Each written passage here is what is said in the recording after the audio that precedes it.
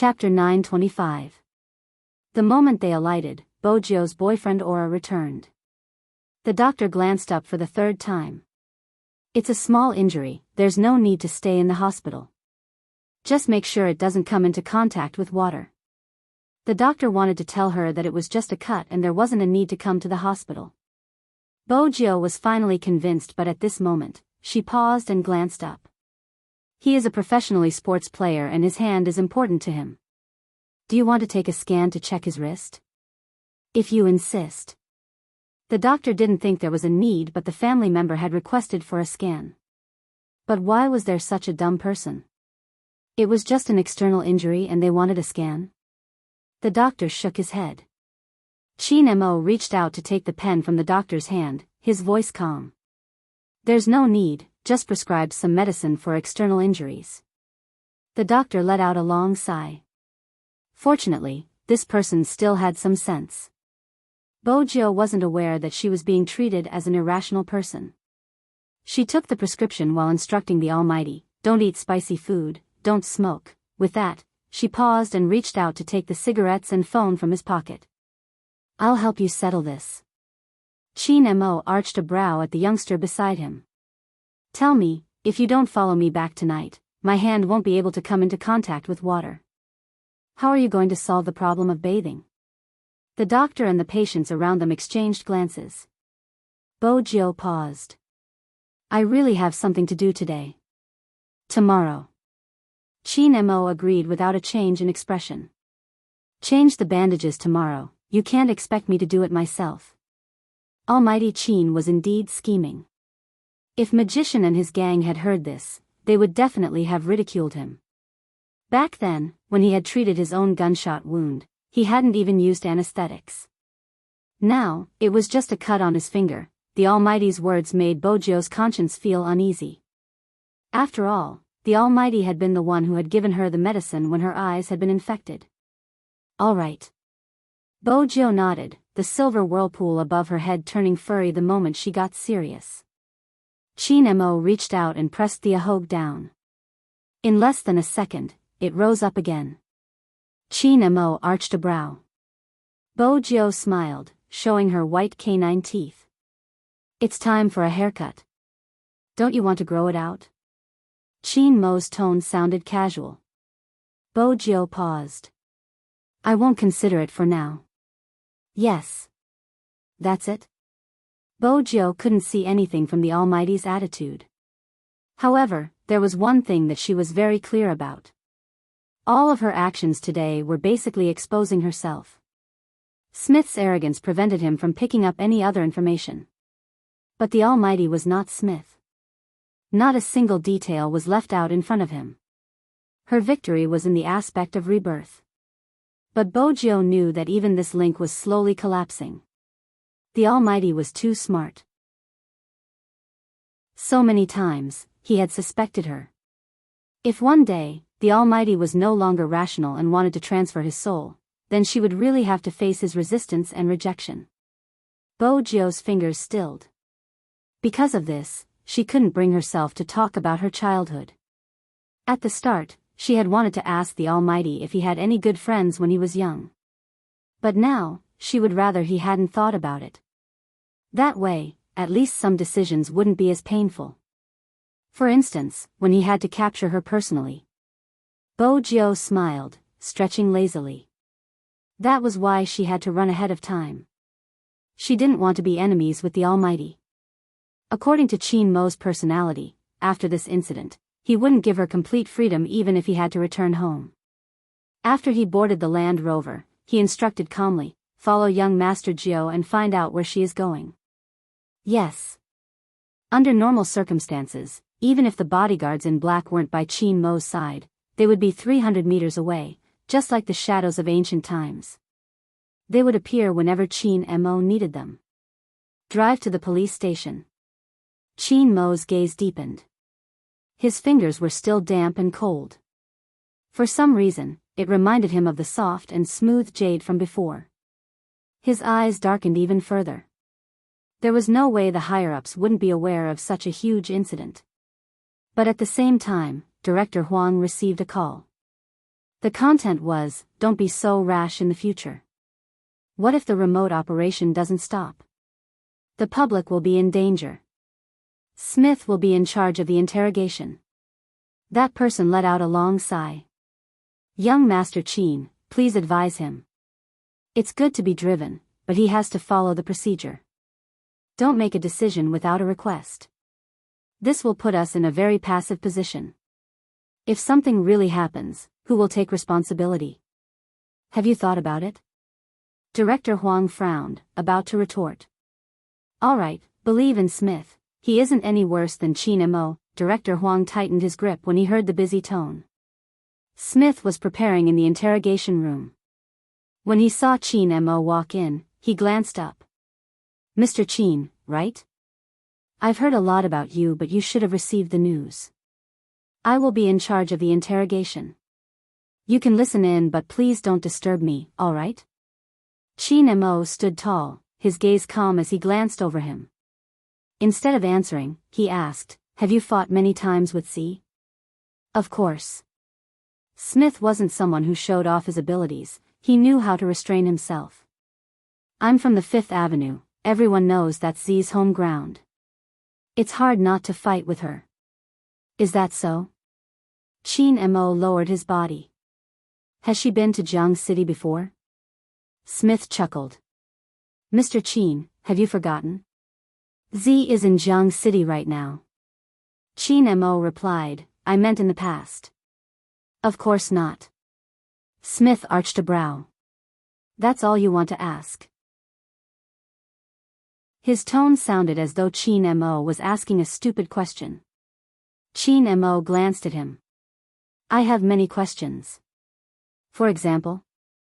Smith shrugged his shoulders. It was more or less as if he was implying that Smith had to ask some meaningful questions to be worthy of his answers. Chin Mo watched him, his tone unhurried. "How many times have you lost to Z?" Smith, if one had to use a word to describe Smith's current reaction, it would be as if someone had stabbed him in the chest with a knife. It was really painful. Even the expression on his face was rejecting such a question. Chin Mo replied nonchalantly, "It doesn't seem easy to answer, but I've studied psychology before. From your reaction, I don't think you've won even once." This time, Smith froze. He cursed and wanted to argue with Chin Mo, but Chin Mo didn't say a word. Instead, he turned to Chin Mo and cursed. That person had already turned around to leave. His voice was still very indifferent and noble. "With your level, it is indeed so. The interrogation must have been tiring." Bang! The door to the interrogation room was closed behind him. This was the first time Smith had the urge to kill someone. Bojo was right, wherever the Almighty was around, his venomous tongue could cause a person to collapse. In reality, there wasn't a need for weapons. But Bojo hadn't expected the Almighty to use his venomous tongue to find out about her. Fortunately, she hadn't been to Jiang City before. There was something Smith wasn't aware of. Bojo had been to China, the Golden Triangle where the three countries met. That was where she had met with the fatal ambush. Time trickled by slowly. After separating from Chin Mo, Bojo thought that since she was going to accompany He Honghua to the banquet, she couldn't wear a cleaner's uniform. "I need to buy a decent suit, and I need to cut my hair." The youngster stuffed a hand into her pocket, blowing at the fringe in front of her eyes. She had wanted to get a haircut before heading to the men's clothing store on the same floor to pick a suit. Who knew that as soon as she entered the shop, she would be pointed at and shouted, F***CK. F***CK. Expert. The Almighty. My savior. Bojo glanced at the patient. "It's you. The Almighty." The thorn-head youngster had probably just gotten a haircut. His haircut was hilarious. "Let's put aside the grudge between number 1 and number 2 middle school. Can you do me a favor?" Bojo smiled lazily. "I can't, I'm in a hurry to get my hair cut. The one washing hair in this store is my little brother." The thorn-head youngster was serious. "Help me play a game, I'll get him to wash your hair first." Bojo arched a brow. "Why do you have so many little brothers?" We're both working and studying, it isn't easy. The thorn-head youngster acted like a gangster. Bojo was helpless. Use your account to play? Is it another fight for honor? It isn't honor this time. The thorn-head youngster was a little bashful. It's a girl I like, I promised to carry her in the Hero mobile game. Bojo didn't need to ask for the outcome. There was a huge hole in front of her and she still had to carry him. I didn't expect her to be better than me. The gangster was a little incredulous when he said this. I just told her that I need to change to a place with a better network for another round. Actually, you have to set aside some time to find someone to carry you. Bojo took out the cigarette she had snatched from the Almighty and tossed it to the thorn-head youngster. Get someone to wash my hair. In the future, don't go looking for trouble with first middle school, especially the girls. In the future, if you see a girl from first middle school walking along the commercial street and being targeted by thieves, you guys from second middle school have to protect her. The thorn-head youngster replied immediately, that's the work of trash. Don't worry, I'll give them an order tomorrow.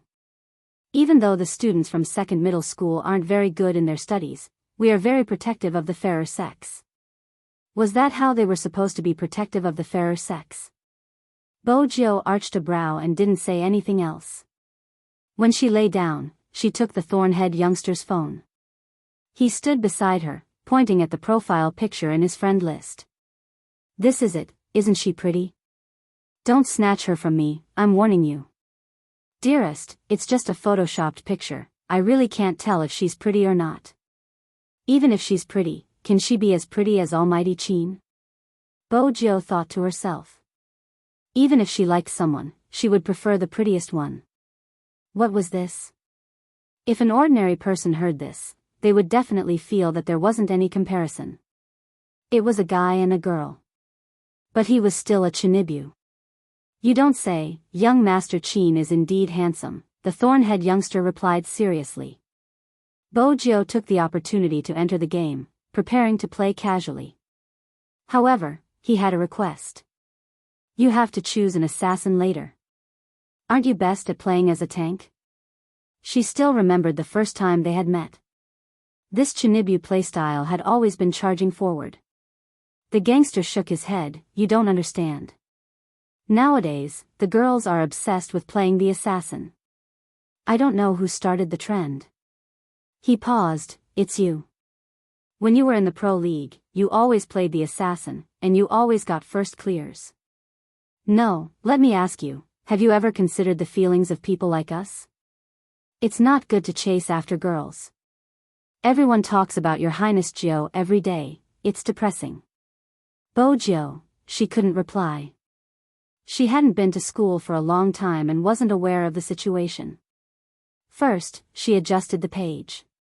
Since she had chosen the assassin, she changed the attributes slightly. Then she invited him in and the game began. At this moment, the shampoo youngster had already started to apply the conditioner. Hero had always been a game that allowed for better teamwork between teammates. Bojo switched on the receiver but didn't turn on the microphone. She could clearly hear a girl's voice on the other side. It was from the attacking sorcerer. Hey, Chin, why do you always drag him into such a trap? He isn't a trap. The girl named Chin was playing as a tank. Bojo looked at the team composition. It was rather reasonable. She didn't care about what the other party said and charged straight into the opponent's jungle. What did Big Spade like to do when he was playing? Of course, it was to attack the opponent's jungle, leaving them with nothing to attack. After charging over, she didn't start fighting immediately. Instead, she hid in the bushes beside the blue beast. At this moment, the attacking sorcerer spoke again. Hey, can you come back? You only know how to send yourself to death. Don't bother about him, he's from number 2 middle school. His results aren't good and his brain isn't working well, the archer spoke. He sounded arrogant. The thorn-head youngster clenched his fists tightly but didn't say a word. Bojo glanced up at him. After all, she understood this Chinibu. He was the type of person who would get angry at the slightest provocation. Yet, he didn't retort. Bojo swept her gaze over the screen once more. Her gaze landed on the girl playing as the tank. It seemed like she really liked this person. His brain isn't bad. The tank girl's voice turned cold. If you guys continue acting like this, stop playing. The archer seemed to be afraid of the girl's anger. I'm just afraid he will send himself to death. If you don't like it, I won't say it. I'll lead you guys to victory later. The tank girl didn't reply. Instead, the attacking sorcerer spoke. I knew we wouldn't lose with you around. Almighty, lead us. No problem, as long as someone doesn't send himself too far. The archer's tone was still filled with mockery. Chapter 926. Bojo swung her long sword and revealed herself. The lethality she exuded was off the charts. It was obvious that the enemy assassin hadn't expected someone to snatch the beasts at the start of the game. Caught off guard, not only did he lose the wild monster, but he was also targeted by a long sword. F***ck, it can't be. He hurried towards the sorcerer in the middle lane. It was a pity. He wasn't as fast as the youngster's precise movements. She leaped up and used her big move. In just a few minutes, Bojo had reduced the enemy's HP to a critical level. The man gritted his teeth and finally escaped to the defense tower. However, was this the end of it? He had obviously forgotten. Before he entered the tower, the young man threw a flying dagger straight at his head. Even though he had escaped into the defense tower, the damage was still there. He wanted to return to the city as soon as he took a step. A deafening sound effect appeared in the game. K.O. First HP. A magnificent first kill. However, some noobs didn't look at the map. Before the numbers appeared, the attacking sorcerer spoke. Didn't I tell you not to send yourself to death? You must be drunk to play like this. Before she could finish her sentence, the numbers on the screen changed. 1-0. Did that mean they had killed someone? The girl's voice froze. She couldn't believe it and forgot to close her mouth. That was the first kill. And they were in the enemy's territory. With the noob's abilities, it wasn't possible. Lucky.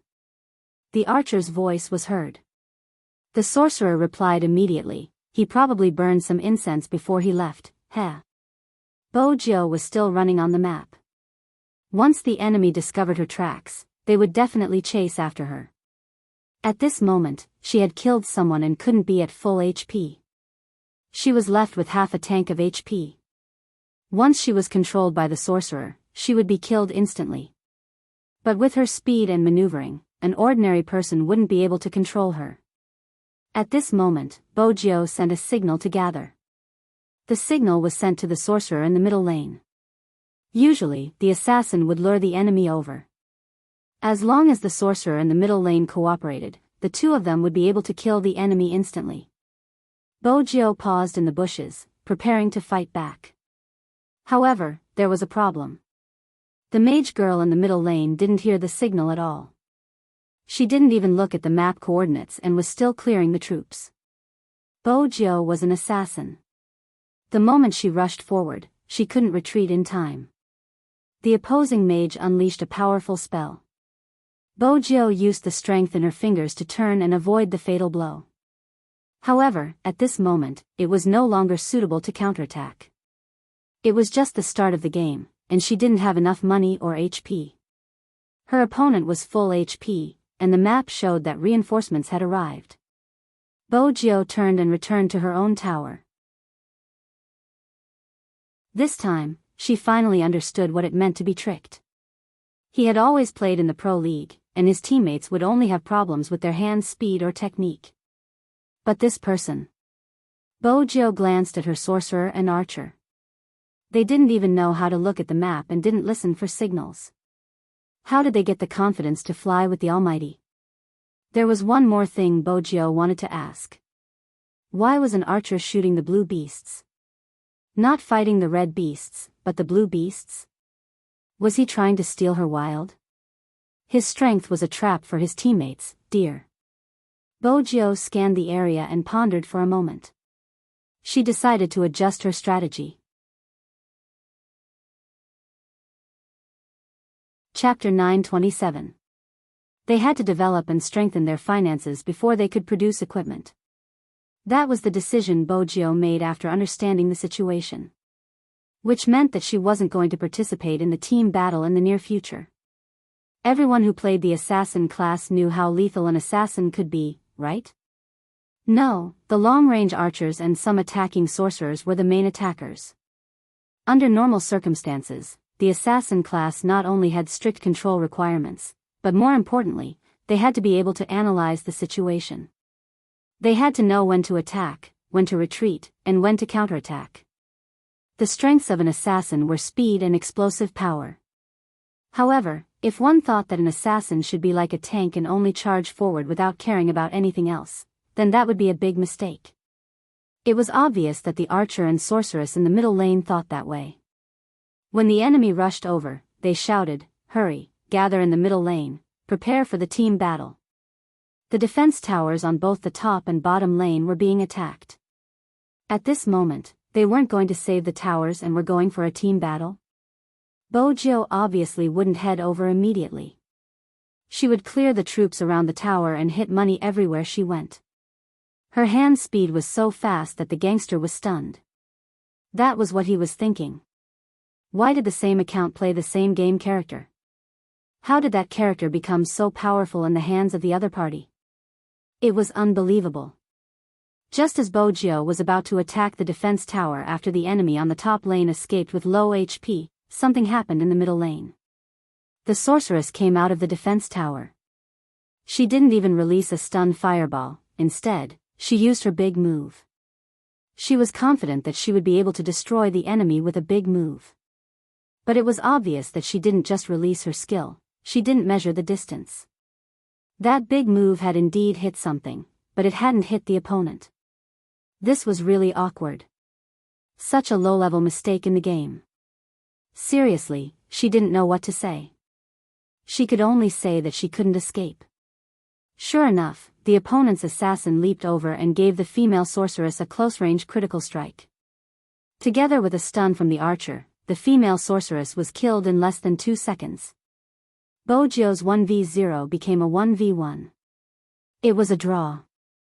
The male archer ignored the tower and ran towards the city with full HP and mana. As he ran, he asked, "Where's the assassin? Don't you know about the team battle? Do you have to do this?" Bojo couldn't be bothered to say anything to those who abandoned their towers when they were full of health. She skimmed over from the wilderness and jumped into her defense tower. She cleared the troops, protected the tower, and earned money. She did everything without any delay. Then, she jumped to the right and continued to kill monsters in the wilderness. She continued to increase her finances. Seeing this, the female magician's voice was filled with anger. "Why are you still fighting monsters at a time like this? Don't you know how to team up? Do you even know how to fight?" The girl who was playing the tank couldn't help but say, "Assassins need wild monsters the most. You guys just need to defend the tower. Don't form a party first. We don't need a party in the early stages. Then he's too much of a scammer." The female magus voice was still unhappy. "If this goes on, we'll be dragged down and lose." Bojo arched a brow as she held on to the red beasts. She only had time to type one word. "Oh." It was that "oh" word that made the female magician so angry.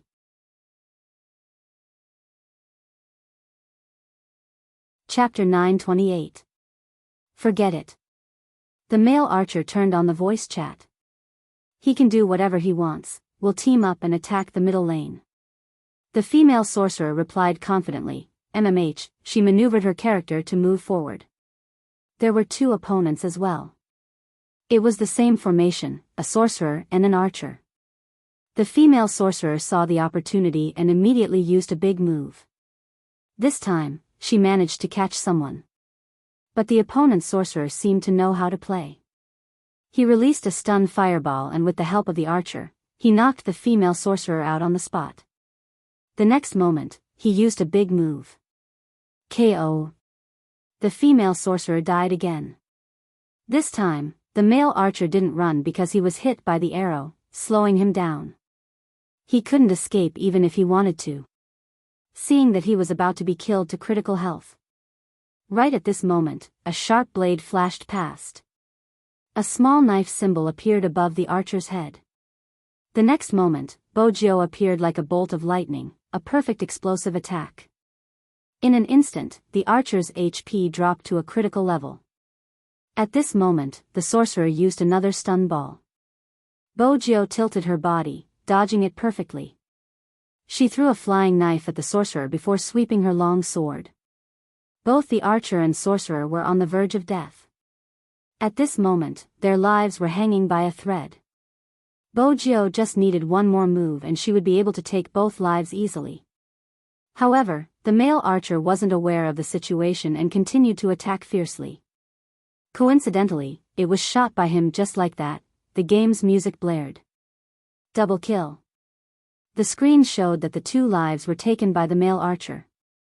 Hence, the female sorcerer's tone became even more eccentric. Look, that's the Almighty. He should learn from some traps and just charge recklessly. It's fine, I'll be watching from the back. Even if he charges into the crowd, he'll still be able to survive. The male archer really believed that he had taken the credit for the double kill. This kid seemed to have forgotten who had saved him when he was almost killed. Why was it the other way around? Bojo glanced over at the thorn-head youngster. Where did he come from? Is that how they play? He's from number 1 middle school. The gangster clenched his fist. That's why I don't like these students from number 1 middle school. But I have to admit that he's very good at playing games. Bojo's lips twitched. You call this good at gaming? He just got a double kill, the gangster said seriously. Bojo arched a brow, her tone calm. He won't have the chance to kill again. Why? The gangster didn't understand. Bojo moved her fingers, clearing another wave of soldiers. Without me, he would have been killed. It was a fitting scene. The moment Bojo finished her sentence, news of someone being wiped out came from the middle lane. This time, it was the opponent who got the double kill. The score changed from 3-2 to 3-4. It was obvious that Bojo's team was lagging behind. Not only that, but they also destroyed one of their defense towers. Even the second defense tower was only left with half of its original structure. Fortunately, there was still the girl who played the tank. After returning to her position, she defended the half wall of the tower. The male archer was rather humble. It's my fault this time, I made a mistake. The female sorcerer immediately said, it's okay to die once, everyone makes mistakes, unlike some noob who is still fighting in the wilderness while we are in a team battle. But just as the female sorcerer said this, another sound effect played.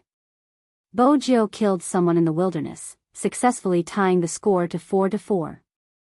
We're really lucky to meet someone with low HP, the male archer said as he looked at the map.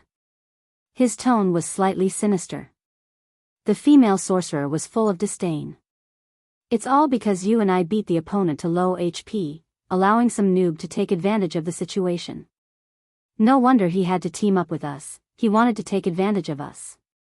Just as she was saying this, Bojo led the troops and jumped to the bottom of the defense tower. Successfully destroying the second defense tower on the top lane. Then, she maneuvered her character into the jungle and disappeared again. Other than hiding in the bushes, what else does this noob know? That's enough. The female sorcerer was still commenting. The male archer was still confident. Ignore him, I'm here, there's no need to be afraid. Hence, the two of them started to charge forward. This time, the opponent was alone. It was a 2v1 and the opponent didn't know how to play. The female sorcerer successfully swept the opponent and took a life. Noob, watch out, this is called a game. As she spoke, she took a step forward. A line of words appeared on the screen. Tyrant King has been killed. Killing the Tyrant King in the wilderness would double the team's finances and experience. This was beneficial to the entire team. The one who killed the Tyrant King wasn't anyone else, it was the noob that the female sorcerer was talking about, Bojo. Did Spade Z's FC King come for nothing? Whenever they wanted to clear a dungeon, they would specially choose the difficult hidden bosses. That was why they shocked Zone C time and time again. At this moment, the male archer was still speaking. It's normal for an assassin to kill a Tyrant King. If I was an assassin, would have killed the Beast King by now.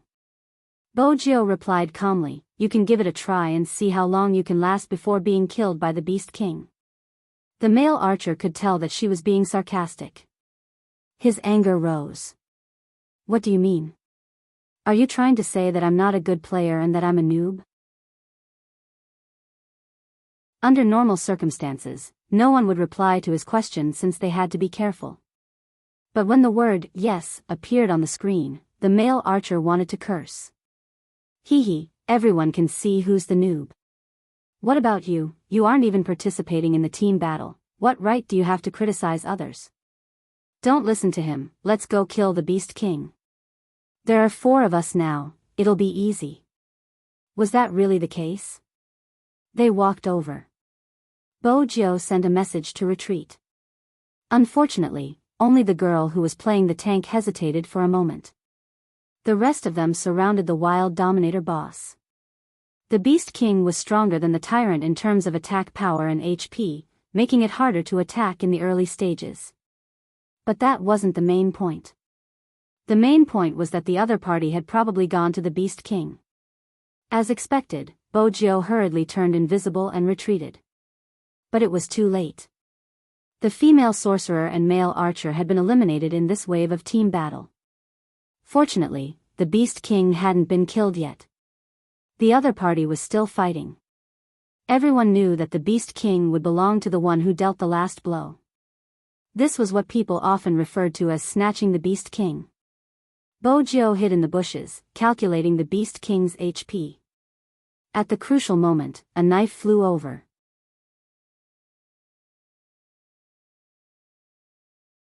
Chapter 929. Everyone knew what the consequences of this slash would be. The last attack was full of explosive power. It directly stole the Dominator boss that the other side had worked so hard to defeat and successfully captured the Wyvern. Damn, is the assassin on the other side using a cheat code? How can you snatch it like this? I've already been killed by him twice. I feel so wronged. Don't be so long-winded. Kill him first. There were 5 Dominator bosses, but none of them had full HP. But there were tanks, long-range shooters, and team control sorcerers, all of them surging towards her. Bojo glanced at the map on her phone but didn't turn back. The reason was simple. There were 2 people on the way back.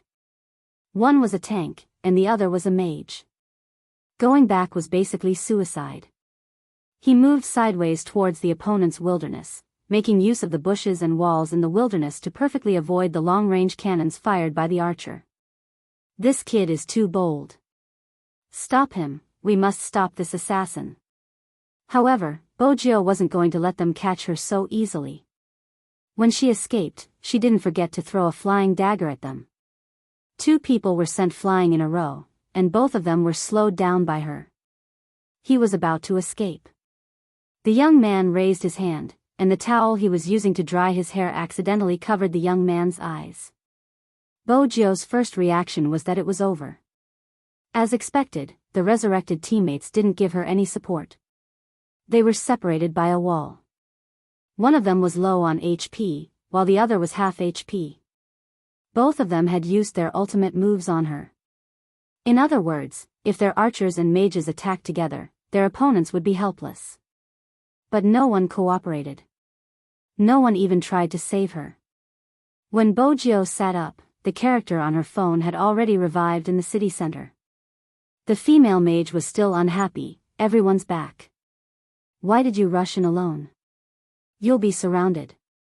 Li Shui, he stole the Dominator boss. Did you only see him being surrounded?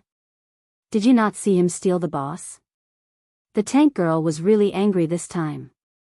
You're the one who used your skills the wrong way, not him. The sorceress paused for a moment, then said in an indifferent tone, So, Qing, you still think I'm wrong? Then let him fight on his own. Let's see how many times he'll be surrounded and killed.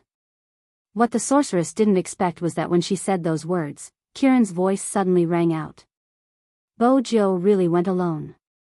At the very least, there were wyverns at the front and troops at the back.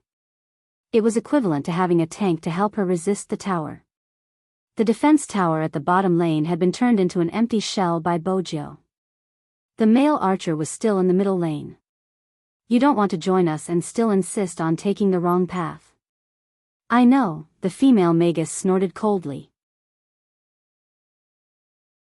Looking at the map, the 5 people on the opposite side were all heading towards the pit. He added, They're basically looking for death, all right? No, something's wrong. Instead, someone from the opposing side reacted. It was because he usually watched the pro scene, but now he only paid attention to one thing. That was, the income of this assassin was more than double of theirs. In other words, with the same game character, the opponent's attack power would be much higher than theirs. Don't go. Before he could finish his sentence, the game's music blared. K.O., 1 kill. Look, he's dead. The female magus shrugged. And you still say you're not a scammer. But as soon as she finished speaking, her expression changed. That was because the second announcement sounded in the game. Double kill. Double kill? What did that mean? The person who had died wasn't the pit, but the opponent? That wasn't all, the pit had killed 2 of their players in one go, even when he was surrounded by 5 people. The male archer was calm. It's just a double kill, he won't be able to escape anymore. But his luck isn't too bad. The male archer wanted to give the female magus and himself a way out, attributing everything to luck. But Bojo wasn't going to give them the chance to argue. She retreated, hiding behind the bushes. The opponent was still shouting, F***CK, he actually dodged it again. Where's the tank? It can enlarge, squat him. The one who said this was the only DPS on the other side. He didn't know that the moment he finished speaking, the assassin who had been running to the right shook. After changing his body shape, he stuck close to Bojo and swept her across. All of a sudden, the third in-game sound effect rang out. 3 kill. But that wasn't the end. Bojo tilted her body, the flying knife piercing through, reducing the speed. The opponent's assassin couldn't even walk, much less escape. With a swoosh, the sword landed. 4 kill. This time, the sound effect was different. Be it the other party or the hairdresser, both of them were dumbfounded. The Thornhead youngster's jaw dropped. That works too. MMH, Bojo replied, her fingers twirling. The Thornhead youngster reminded her, Aren't you leaving? He's in critical condition. The opponent was a tank, he couldn't move. I won't leave with a dragon. Bojo's phone switched back and forth, she seemed to be changing equipment. The image that flashed by made the Thornhead youngster dizzy. The Thornhead youngster rubbed his temples. Why are you still fighting when he's in critical condition? He's a tank. He doesn't have any big moves left, Bojo replied faintly. The Thornhead youngster was confused. Seriously? How could she remember that? How could she let him have a good time? Sometimes, you won't die if you don't escape, Bojo said, charging forward with her sword. She swept across, catching the opponent off guard. The tank didn't have time to react and was already in critical condition. At first, he thought it was over. After all, the city center was behind him. As long as he returned to the city, he would be back to full HP. Unexpectedly, at the moment when he walked back to the city, a flying knife directly stabbed at him. K.O. 5 consecutive kills. The Thornhead youngster took a deep breath when he saw this. The female sorcerer and male archer froze on the spot. After all, everyone could hear the sound effect in the game. It was a 1v5 and he was surrounded on the high ground, but he still managed to kill 5 consecutive kills. This time, they couldn't say anything about the opponent relying on luck. The atmosphere was awkward. Everything in front of them, including the tall figure standing in the middle of the screen and the shattered city, was a harsh slap to their faces. They won the match. They didn't just win. Everyone felt as though they had been put on a show by the assassin in black. Especially the last 5 consecutive kills on the high ground. The opponent couldn't help but ask Bojio to be his disciple. Bojio didn't agree, returning the phone to its original owner. She looked at herself in the mirror, deep in thought. It wasn't an easy match. There were even a few times when she had to escape to save her life. She wasn't like this when she was in a professional match, because no matter where she appeared, the team would rush to support her. She didn't need to escape, she just needed to cut in quickly and accurately. It was especially so when she was in a team with the Almighty. Bojio thought about it. She roughly understood what Fomi meant when he said, "You still need to train more." When playing hero, one person could indeed carry the entire field, but really sports wasn't a single-player game. It was to be like the Almighty, who could carry the entire field when he was alone and could coordinate well in a team battle.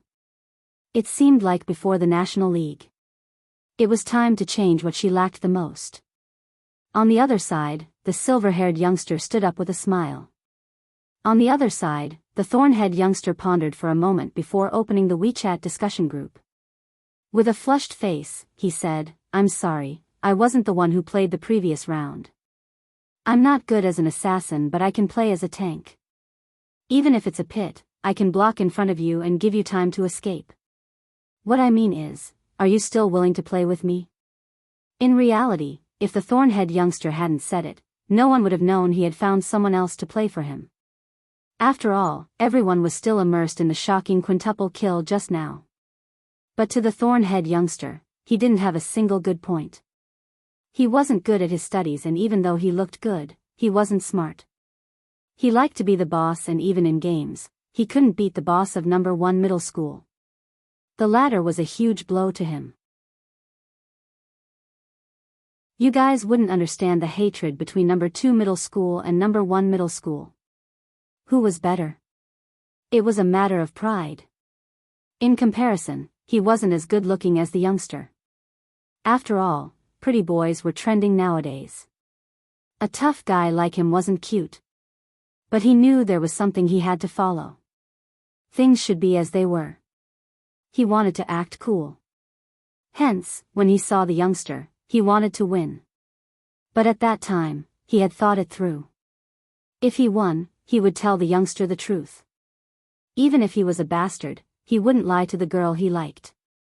That was also the reason why Bojio felt this Chinibu was worth befriending. The WeChat discussion group went silent for a second. The next second, the sorcerer girl, Li Shue's voice popped out. "I knew it. How can a pit like you play so well?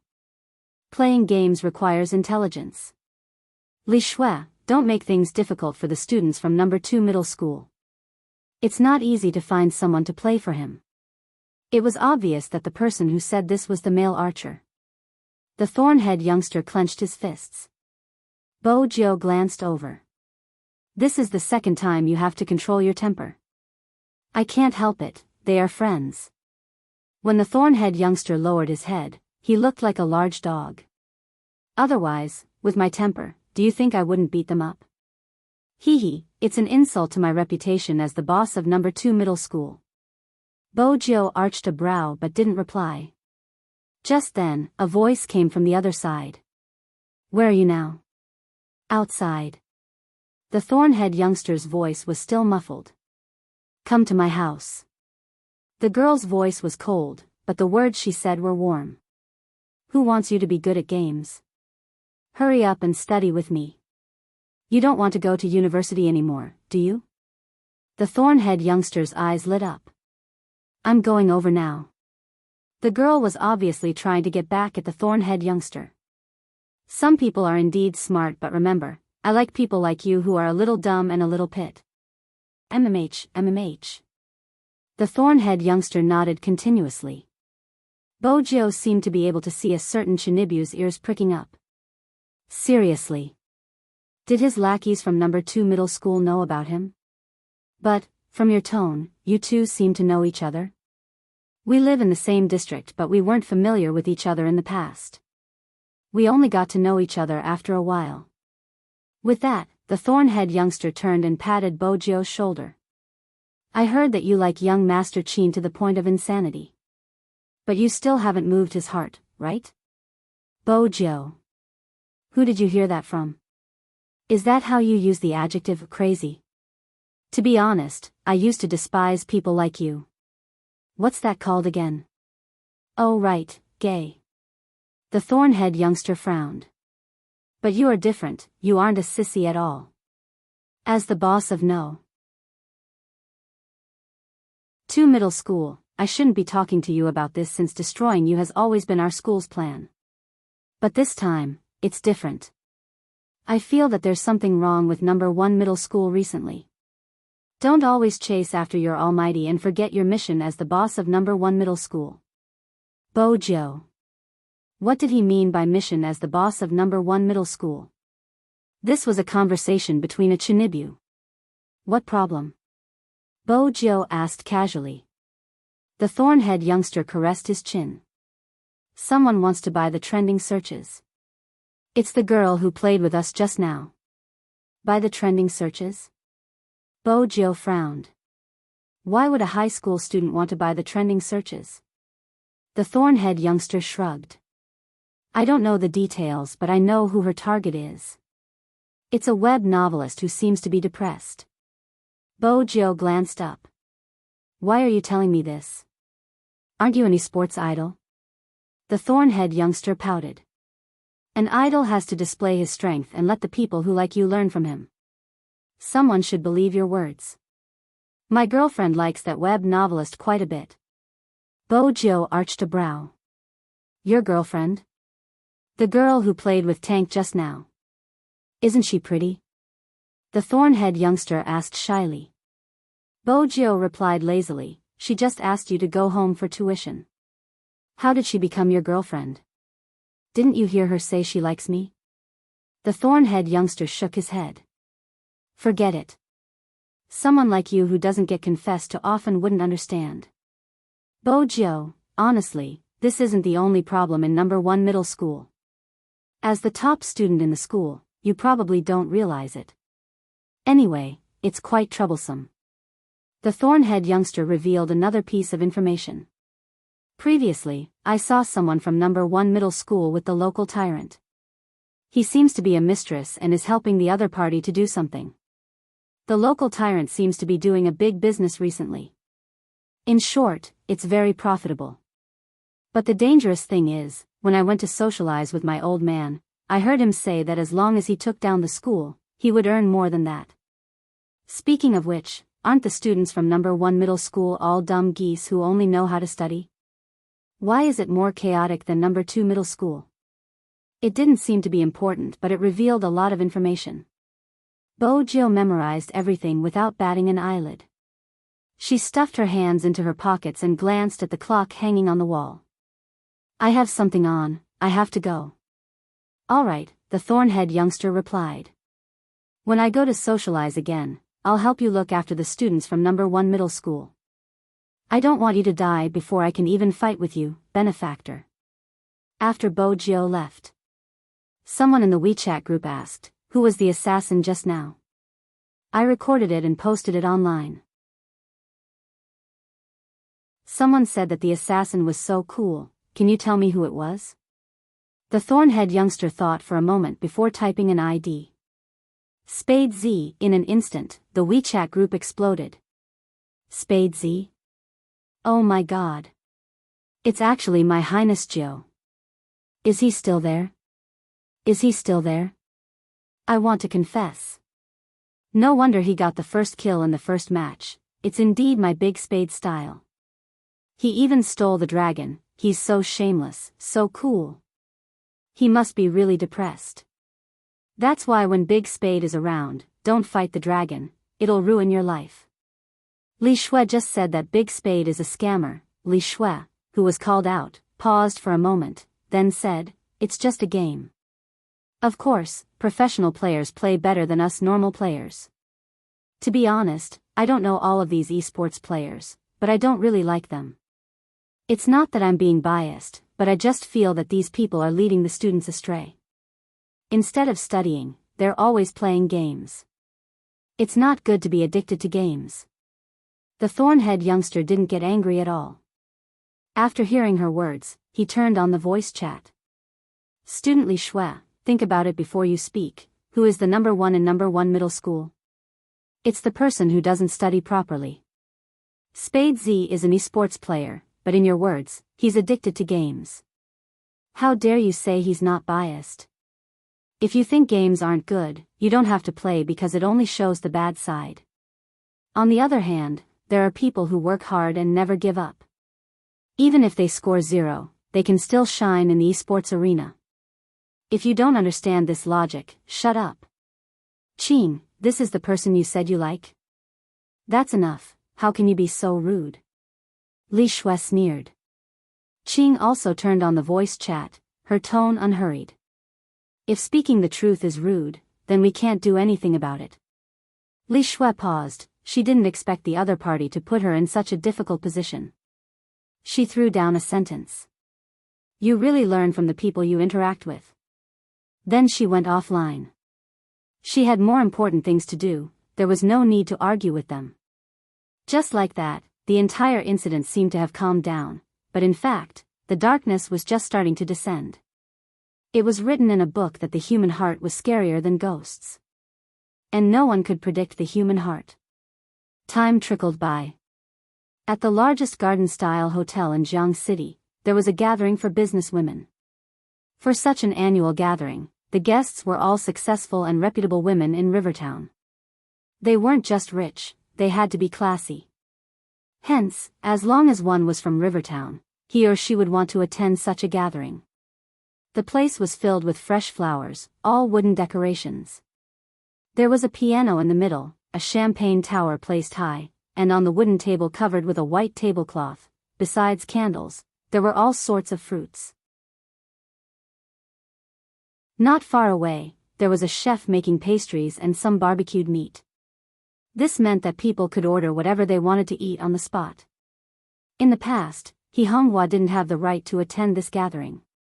It wasn't because she wasn't rich enough, but because the other party invited Su Mei.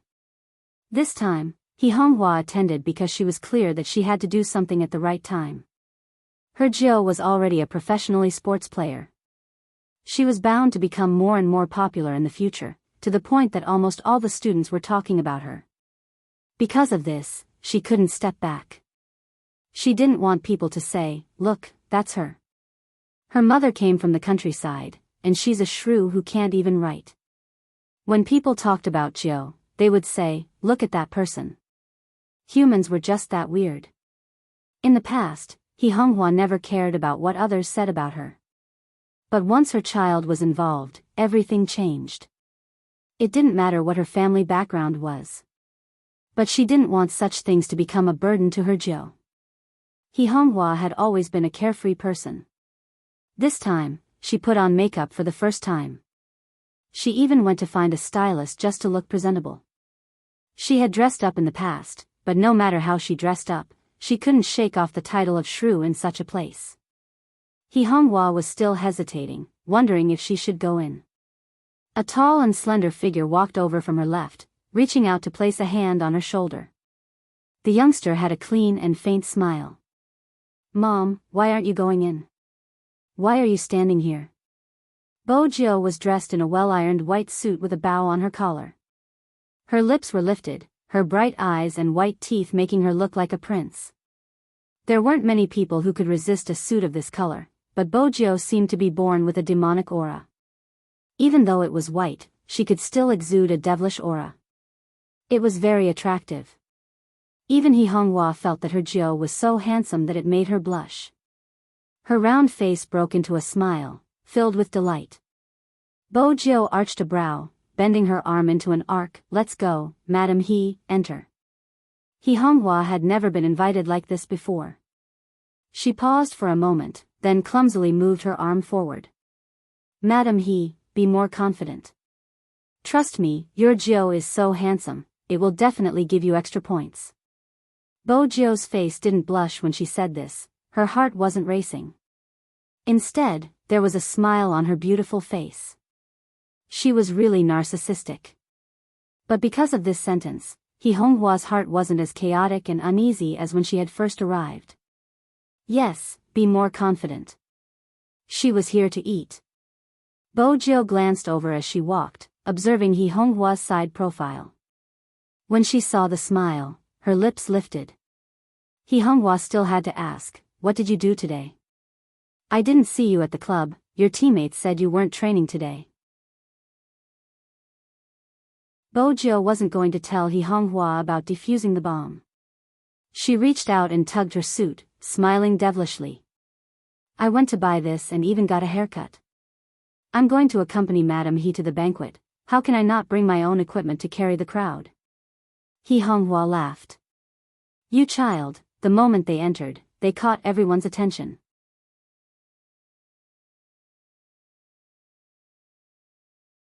Chapter 930. The male archer from before was also at the banquet. Compared to Bo Jiao's suit, he was dressed with more thought. He was wearing a British tuxedo that was tailored well, making him look tall and straight. The male archer wasn't anyone else, he was the celebrity son that Guo Rong had mocked when she heard that He Honghua was attending the banquet, Yi Sihua. When he found out that movie Queen was coming, he felt that his chance had arrived. They were in the same industry after all, hence, he had received some news. Recently, movie Queen had secured a huge role overseas and the director was internationally renowned. He was currently searching for a mysterious Asian youngster. If he received movie Queen Anne's recommendation, he would be able to act in the film. Wouldn't his net worth be that of a C-list celebrity? Those that weren't in the industry probably wouldn't know. As long as he acted in a huge film overseas, he would receive a steady stream of domestic resources. Other than that, he would be classified as an actor. Hence, to Yi Sihua, today was truly a ladder for him to climb up. As for his acting skills, who cared? This was an era where looks mattered. As long as his acting skills were good, there wouldn't be a problem. There were people in the industry who wanted him to study. What a joke, he had to squeeze time for his classes because he was worried that the paparazzi would say that his acting had affected his studies. He had to be a role model so he didn't have the time to study. Anyway, he could just use a stunt double for some scenes. As long as he had connections, he wouldn't have to worry about not being popular. Right now was the best time for him to grab hold of this opportunity. In terms of looks, he was confident that no one could beat him. But Yi Sihua tightened his grip on his wine glass when his gaze was stolen. The people that had been chatting with him paused, their gazes landing on the person who had stolen his limelight today. Yi Sihua was still in the group chat, obviously aware that the person who had stolen his limelight was Spade Z. But they didn't know that he was the shooter. Regardless of whether he was playing or interacting with others, he would never reveal his real identity. At most, he would say that he was from number 1 middle school. After all, he was a celebrity. But he had never experienced such a feeling. It was fine that he had been outshone in the game. What right did this upstart from the countryside have to come here and steal his limelight? Guo Rong didn't like He Honghua and the others either. In fact, this was not surprising. Some of the ladies who often socialized knew that Guo Rong and Su Mei were very close. Back then, she had looked down on He Honghua and even said that Guo Rong could not understand why that plain and fat country girl was so persistent. Could it be that Guo Rong could not see what she and Su Mei had sensed before? If she knew what was good for her, she would quickly give up. She had no self-awareness at all. Hence, when Bo Jiao and He Honghua started walking, her first reaction was to pout.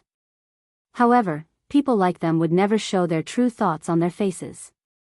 This was the elegance they flaunted. This was also the reason why Guo Rong felt that she was superior to others. She looked down on people like He Honghua who came from the countryside and wanted to join them no matter what their status was. Not to mention that son of hers. Not only was she a love-struck fool, she even dared to attack his own father. Guo Rong had also heard Su Mei talk about this person. Other than being a professionally sports player, there was nothing good about him. But even though esports sounded nicer, it was just a game. He was really a person at the bottom of the social hierarchy, trying to find an opportunity to bite others. Guo Rong retracted her gaze from the two of them, holding onto her wine glass with a smile. She couldn't even be bothered to look at them.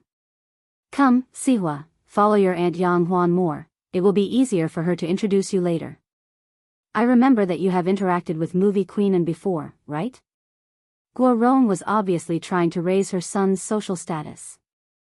Sihua had indeed met Movie Queen, but he had been seated below the stage, watching the goddess of the film and television industry receive her award. But that didn't stop him from using this incident to create hype. We met when we were overseas. Oh. As the organizer of the banquet, Yang Huan arched a brow and smiled. Sihua, you are quite impressive. Sihua replied humbly, it's nothing much, it was just a chance to attend an event and learn from a senior. You're doing quite well now. A lot of people are asking me how I met you when they saw our photo. You'll definitely become famous in the future. Yang Huan smiled and said, don't forget to support your Auntie Yang.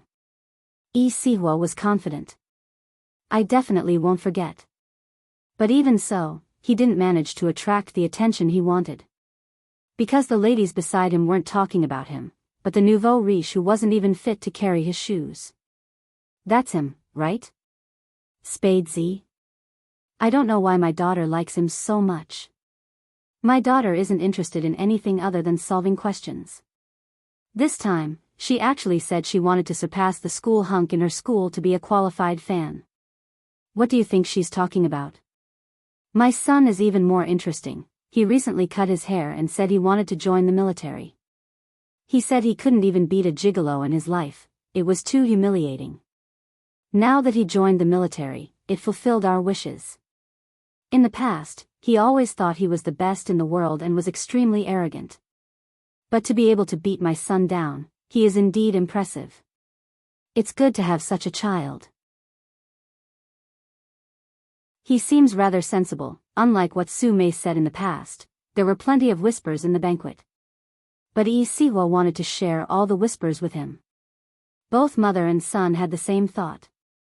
Guo Rong didn't feel comfortable either. After all, in all the events she had attended, as long as her son was around, others would always be envious of her. Today's banquet wasn't going according to her expectations. Guo Rong narrowed her eyes. As the invited party, she had to greet the host. It was basic etiquette. Hence, the moment Bo Jiu entered, she brought He Honghua towards Yang Huan. If it had been He Honghua herself, she wouldn't have been confident. But with Bo Jiu around, things were different. He Honghua greeted Yang Huan naturally. To Yang Huan, maintaining harmony in social settings was basic etiquette. Even if He Honghua wasn't invited, it didn't make a difference to her. She knew how to make polite small talk. In the past, Guo Rong could have done the same. But now, she couldn't do it. She wasn't someone who deserved to attend such banquets. How could she bring up the tempo? Boss it's been a while. Guo Rong smiled and said, your son is becoming more and more outstanding. I think our situation is quite similar. We only have one son in our family. However, Sihua has always been sensible and humble. He has never caused any trouble outside. Even though he is famous now, he has not become arrogant. As for your son. She paused, frowning before continuing, the negative news hasn't stopped. Actually, as parents, we have to consider everything for our child. It's good to be famous, but if he isn't, he would be rash and easily get into trouble. It's better for our family to keep an eye on him. It's more important for him to cultivate both internally and externally. I remember your son wasn't used to such occasions. How is he now? He should have learned how to drink red wine, right? Of course, she still remembered Guo Rong. But she didn't have a deep impression of her son. The reason Guo Rong mentioned how to drink red wine was to mock the first time she had attended a gathering with Su Mei. When others had clinked glasses with her, she had gulped down large mouthfuls. She hadn't been aware of this aspect. At that time, the original body had treated Su Mei as a good person. She hadn't known that Su Mei had brought her out just to embarrass her in public. And Guo Rong had been one of the participants. He Honghua understood what Guo Rong was implying. Her gaze dimmed. She told herself not to be rash. If she was rash, she would fall into the other party's trap. It was better to tolerate it. If she lost her temper, it wouldn't be worth it for her Jiu to be criticized for her lack of upbringing. According to Bo Jiu's personality, such words would go in one ear and out the other. She would just ignore it. But today, He Honghua was here. In this world, there would always be such a person. You couldn't allow her to suffer. To Bo Jiu, He Honghua was such an existence. I've been doing some research on red wine recently. Bo Jiu stuffed a hand into her pants, a devilish smile on her face. Thank you for your concern, Boss Gua. In Guo Rong's memory, the youngster was still a weak and useless nouveau riche. Now that she heard the youngster's words, she stilled for a moment before breaking into a smile. It's good that you know. I would like to get Sihua to teach you. Both of you are around the same age. Even though there are differences in some aspects, it should be easier for you to communicate. Of course, other than gaming, you don't do anything else. Unlike our Sihua, he has to study every day besides reading scripts. Bo Jiu lifted her lips. Boss Gua, why do you think I don't do anything else? Aren't you esports players just gaming? There wasn't anything wrong with Guo Rong's words and actions, but everyone could hear the disdain in them. Bo Jiu looked at her, her voice calm. I think Boss Gua has some misunderstandings about our profession. We don't just play games. A professional sports player has to be online for at least 8 hours a day. 4 of those hours are for basic training, reflexes, hand speed, positioning, as well as the coordination between the team members. They have to be practiced repeatedly. Also, Boss Gua, I believe that respecting people from all walks of life is the foundation of being a boss. What do you think, Boss Gua? Guo Rong was at a loss for words. She had never expected this little country bumpkin to become someone she couldn't fight back against. She had led her into the gutter without a word. There were many people present and they had started their careers in various industries. Of course, she knew what mistake she had made. Yang Huan didn't want anything unpleasant to happen during the banquet since Mizan was coming later. So, when she saw any signs of trouble, she immediately said, "Kids these days are more thoughtful than we were back then." Director Gua doesn't mean that. Come, let's have a toast. Let's keep our words in the wine. Yang Huan wasn't being fair, but regardless, Guo Rong was someone she interacted with regularly. He Honghua was an outsider after all. Inviting her to the banquet was just to make up the numbers. Between the two, she would definitely lean towards Guo Rong. I've felt like something was missing since just now. Yang Huan glanced towards Yi Sihua. I haven't chosen the music yet. Sihua, why don't you play a song for us? Actually, the way they treated each other was equivalent to leaving He Honghua and Bo Jiu in the cold. Bo Jiu had never attended such events with He Honghua before. But when she saw that He Honghua was used to it, the warmth in her eyes dissipated. How many times had she been ostracized for it to become a habit? She knew how much effort He Honghua had put into this banquet. Perhaps, she didn't care. But even if she didn't care, she shouldn't be in such a state. It didn't matter if she didn't attend such a banquet.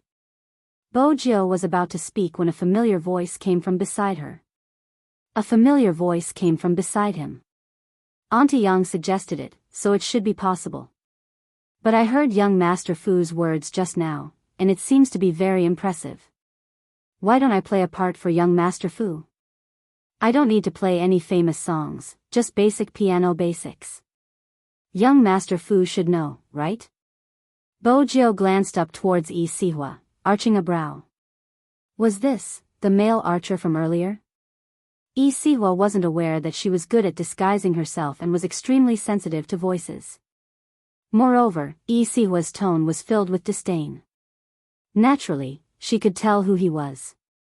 Or do you mean that young Master Fu doesn't even know the basics? Yi Sihua continued, clearly not giving her a way out. Even though he hadn't interacted with this useless person, he knew a little about him. He didn't even know how to touch a piano, much less play it. How dare he be so arrogant in the game and steal his limelight? He was going to let him have a taste of the consequences in real life. Even though they had a piano at home, He Honghua had never heard her Jiu play it before. She had always assumed it was just a decoration. After all, her Jiu liked to show off. Yi Sihua was doing it on purpose to embarrass her Jiu. He Honghua clenched her fists, wanting to say something. Bo Jiu was faster than her. Should I play first or you? He Honghua paused, glancing up instinctively, her eyes filled with worry. Yi Sihua chuckled. You can go first. I'm afraid you won't have the mood to play after I start since I'm a professional. The mockery in his words was obvious. He was clearly trying to belittle her. Oh. So you're a professional? Bo Jiu walked forward casually, standing tall beside the piano. She glanced up, her gaze devilish. If an amateur like me doesn't play well, things will get awkward. Yi Sihua smirked. Let's talk about that after you finish playing. This useless person was really shameless, playing better than him. Did he know where he came from? Bo Jiu remained nonchalant in the face of his mockery. Everyone watched as the silver-haired youngster in a suit sat at the brightest spot.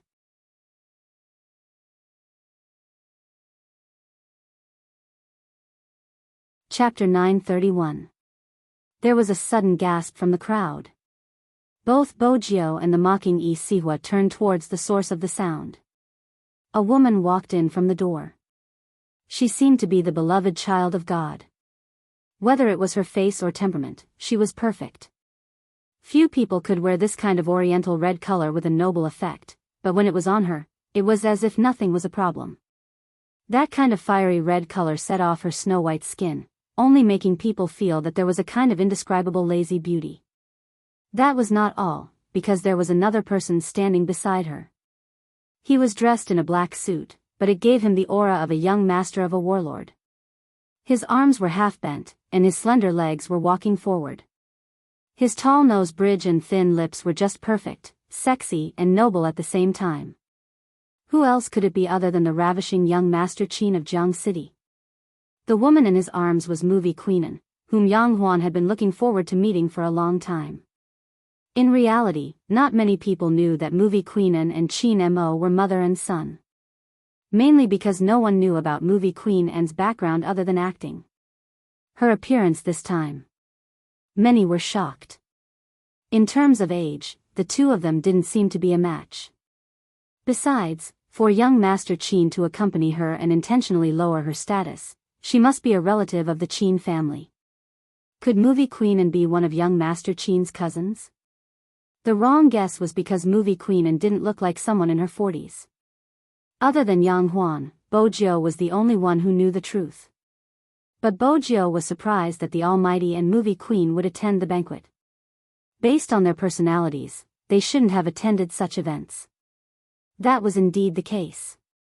Movie Queenan's motive for attending the banquet was to make friends with her in-laws. She hadn't expected to meet her son at the entrance. Hence, she had dragged him in. Movie Queenan had wanted to introduce her son to Madame He, but the moment she entered, she saw the silver-haired youngster smiling faintly at her from beside the piano. Jiu was here too. In that moment, Movie Queenan's eyes lit up.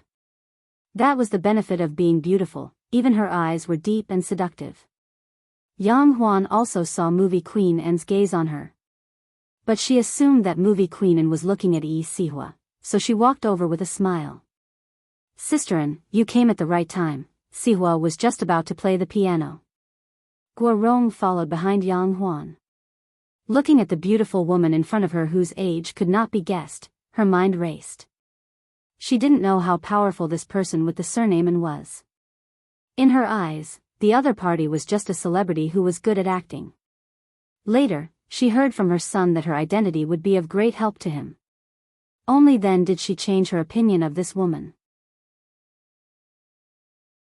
It was a waste to use such an important time to trample on He Honghua and her son. In any case, a country bumpkin would only be a country bumpkin. It was not worth it for them to take it seriously. Therefore, Guo Rong quickly continued Yang Huan's words. Madam, Sihua told me that you've met once. What he said the most was for me to learn from your elegance as a mother. Now that I've seen you today, I'm still far from it. Movie queen and didn't say anything in response. With her self-restraint, she wouldn't expose a person. But at the same time, she smiled ambiguously and didn't reply. This was to deter those who wanted to get close to her. It was a pity that whenever Guo Rong tried to get close to someone with a motive, she would always ignore the fact that the other party didn't want to talk to her. She smiled and continued, I will get Sihua to prepare now. Madam is here, I want to play something nice. With that, Guo Rong walked towards the piano. Unbeknownst to her. At this moment, Qin Mo was making eye contact with a certain someone. The gist of it was for her to go over to his side. This time, Bojiu understood the Almighty's intentions. She supported her chin with her left hand, her fingertips tapping the piano keys. She still had to play. Qin Mo arched a brow, his gaze sweeping over Yi Sihua, who was standing beside her. His eyes dimmed as though he was asking, who is this? Don't tell me he's the person you confessed to before. Bojiu understood his gaze. Almighty, don't bring up my dark history. Besides, how could I confess to someone like him? It was an insult to her taste. He Honghua noticed her Jiu's gaze, but she wasn't sure if she should greet Qin Mo in such an occasion. Yes, in He Honghua's eyes, Qin Mo was just a junior who often visited her house. But from the looks of it, Qin Mo had been much easier to interact with when he was at her house. Now that they were in public, his aura changed. It was an air of nobility that kept strangers away. He Honghua wasn't the type to announce their relationship to the world. Hence, she didn't move. She was still thinking about her Jiu's piano competition with someone. Bojiu had the same thought. After the interruption, she tidied herself up and was about to start. But, Madam look, Madam An is here. Let's stop this meaningless piano competition for now. Your son should sit somewhere else. Guo Rong smiled politely since she had to be elegant. He Honghua frowned. What was the meaning of this? They were the ones who wanted her Jiu to play the piano. Were they trying to chase her away? Bojiu smiled. She didn't move, her posture relaxed and suave. Boss Guo doesn't have the final say. We still have to compete. Hee hee. Guo Rong chuckled lightly, like an elder guiding a junior. Young Master Fu, don't be so serious now. If you really want to compete, I'll get Sihua to teach you another day. Bojiu didn't move. Instead, she glanced up, her gaze as dark as the night sky, sending chills down her spine. Guo Rong was stunned by the young man's gaze. Yang Huan hurried over. Madam it's going to be a private gathering and the piano is going to be used. I'm sorry, why don't you get your son to leave first? Yang Huan was the organizer, and since the organizer had said so, it would seem shameless if she continued to sit there. However, this group of people was too much of a bully. They were the ones who had coaxed her Jiu to play the piano. Now, weren't they just playing with her? He Honghua clenched her fists, her face flushing red. Yi Sihua was already standing beside the piano. His arrogant attitude was obvious, he was asking the youngster to give way. But he hadn't expected this. The slender figure walked over and stood in front of him. He stuffed one hand into his trouser pocket, the other on the piano. He was elegant, handsome, and elegant. People like him couldn't compete. Yi Sihua was confident in his looks, but as long as he was around, celebrities like him had to step aside. He had filmed a role in the past, a young master of the warlord era. He was from number 1 middle school after all. The forum would definitely be flooded with his photo. But very quickly, someone posted a photo of Chin Mo. What's the big deal? I'll show you the young master of the warlord in real life. When Chin Mo had first entered the school, he had been wearing a military uniform and undergoing military training. His upright posture hadn't captured his face, but the image of him holding a bottle of mineral water and wearing military boots had instantly caused the posts related to him to sink. At that time, he had been thankful that Chin Mo wasn't in the entertainment industry. Now that he was facing Chin Mo, Yi Sihua didn't have any temper. Because he knew very well that there was too much of a gap between them. What confused Yi Sihua the most was movie queen Anne's words. "Joe, you know how to play the piano?" Yi Sihua wasn't the only one whose expression changed. Even Guo Rong turned towards movie queen Anne. "Joe?" Movie queen Anne actually called this country bumpkin Joe? Did they know each other? How was that possible? He Honghua was the son of a country bumpkin. How could he know such a noble person? But the scene before them forced them to believe it. Movie queen Anne was behaving like a fangirl, her eyes sparkling. "Hurry up and play a song. I've always wanted to see you sitting in front of the piano." "It's just as I imagined, it's perfect." Yang Huan and movie queen Anne could be considered friends, but even if it was her, Ms. Anne wouldn't speak to her in such a tone. What exactly was the relationship between He Honghua's son and Sister Anne? No, what had he done to gain Sister Anne's affection? Bo Jiao had interacted with movie queen Anne a few times and knew that the Almighty's mother had probably portrayed her character. But no matter what, he was still a son who slept with someone else. Bo Jiao was still obedient. What would Goddess Anne like to hear? Sky City. Movie queen Anne seemed to have thought of something and smiled. Mo plays well too, a duet would be perfect. Aren't you going to compete? Let him back you up. In reality, movie queen Anne wanted the two of them to be in the same frame so that Madam He would feel that they were a good match. Besides, the situation had been obvious. Someone was bullying Joe. What kind of joke was that? She couldn't even bear to make things difficult for the child. How could she allow him to be bullied? During this time, Guo Rong and Yi Sihua's expressions had changed several times. The moment movie queen Anne finished her sentence, the mother and son froze. Yang Huan wanted to say something. Sister Anne, Huan, regardless of the situation, you have to know how to treat your guests. You did well when you were young, but now that you've grown up, you seem to have forgotten. Movie queen Anne glanced up at her. With just that one glance, Yang Huan's face burned. Everyone present knew that he was going to stop when the time was right. As the host of the banquet, her actions had been overboard. Yang Huan hadn't expected He Honghua's son to know her, Sister Anne, the heir of the biggest financial group. On the other side, Chin Mo was already seated beside her, playing the first sound test. Yi Sihua's face turned pale. He knew he wasn't Chin Mo's match. But taking a step back, it wasn't a bad thing for him. Based on his understanding of the country bumpkin, he wouldn't be able to follow Chin Mo's tune.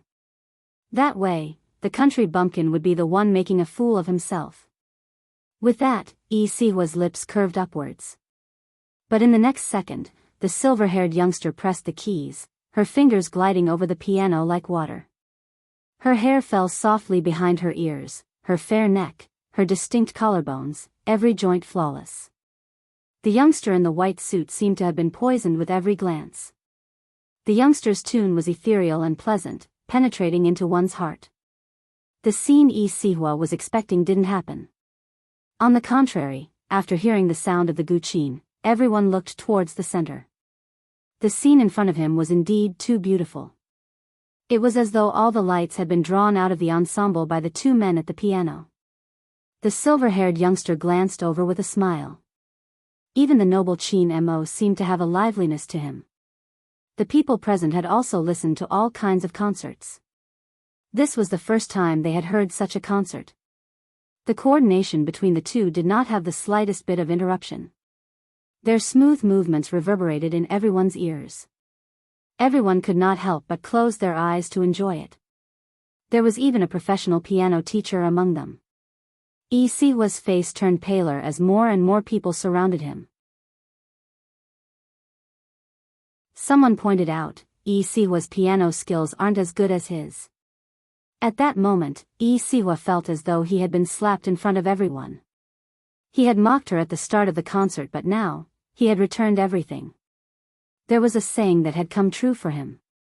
After the youngster was done, he couldn't play anymore. Isiwa was aware of the situation. He didn't have the youngster's familiarity with the piano keys and wasn't confident that everyone would be engrossed when he played. The coordination between the two of them was too good. Their tacit understanding was not only flawless, but their faces also made them look like a pair of princes. In reality, this wasn't the first time Bojio had played with the Almighty. But it had been a long time. The Almighty had long forgotten that she knew how to play the piano. From a certain perspective, he was the one who had taught her. Back then, he hadn't liked to play with her. In order to attract his pet's attention, she had done many things. One time, she had messed with his piano. In the end, he had grabbed her hand and pressed it against the piano keys. Which girl doesn't know how to play the piano? From today onwards, learn well and don't play with the English people next door, do you hear me? I don't know which keys are which. Stupid, yes, she had been playing the piano since she was young and the Almighty had taught her step by step. How could she be any worse than Isiwa? Another note fell. Chin Mo glanced over, his fingers touching someone's. It was at that moment. He found it strangely familiar. All of a sudden, something seemed to jump into his mind. Who had he ever sat with like this?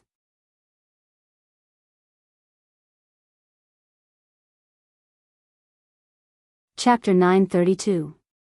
The blurry memory seemed to be separated by mist. He looked to be less than 5 years old. He was sitting beside the piano with a person in his arms. The person seemed to be a little younger than him. Her head was moving around and was very disobedient. He was holding the person's fingers and trying to memorize the notes on the piano. Momo, playing the piano is boring. Let's go look for William, his dog is fun to chase. We'll go after we finish. It'll be late by the time we finish, I still have to climb the wall. You'll have curry rice after you finish. You can decide if you want to play with William or stay here to eat curry rice. He heard himself asking the person to make the choice in an aloof manner. The person's head drooped for a second before she lifted it again. I want to eat curry rice, but it's not fun to play the piano all the time. Let's take a break, I'll play Super Mario with you, but tomorrow at this time, you can't go to William's house. You have to come over and learn the piano. Which girl doesn't know how to play the piano?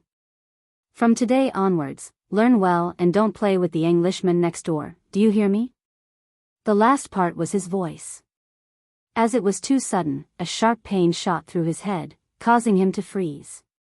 Even though there weren't any other reactions, his pale and handsome side profile made Bojio realize his discomfort. Bojio glanced over and asked in a low voice, Brother Mo? The pain only lasted for a moment. Chin Mo pressed his long fingers between his brows. Nothing. As soon as he finished speaking, he stood up and straightened his back. For some reason, he felt like rubbing the young man's furry head. Chin Mo did the same. You played well. The sudden approach made Bojio pause. The warmth on her head was obvious, just like how he had done it when they were young. His breath drifted over and she could feel the warmth. Bojio lifted her head, her eyes meeting the Almighty's deep gaze. She smiled and pressed her fist against his shoulder. Same to you. The scene was pleasing to the eyes. The atmosphere between the two of them was also unusual. It seemed like a scene from a manga. Almost everyone on the scene was applauding for their ensemble just now. One of the Englishmen held a wine glass in his hand. When he looked at Bojio, his gaze was indescribable. He even turned to his assistant excitedly and asked, Go and find out who this Asian boy is. It was a perfect match. Heavens! I feel like I've met the muse from the script. Yes, sir. I'll inquire at once. In fact, they decided to attend this gathering at the last minute because of an invitation from an investor. He didn't expect to receive such an unexpected reward. The assistant knew very well that the director had visited more than a dozen acting schools in China to find a role that matched the script. But he was satisfied with none of them.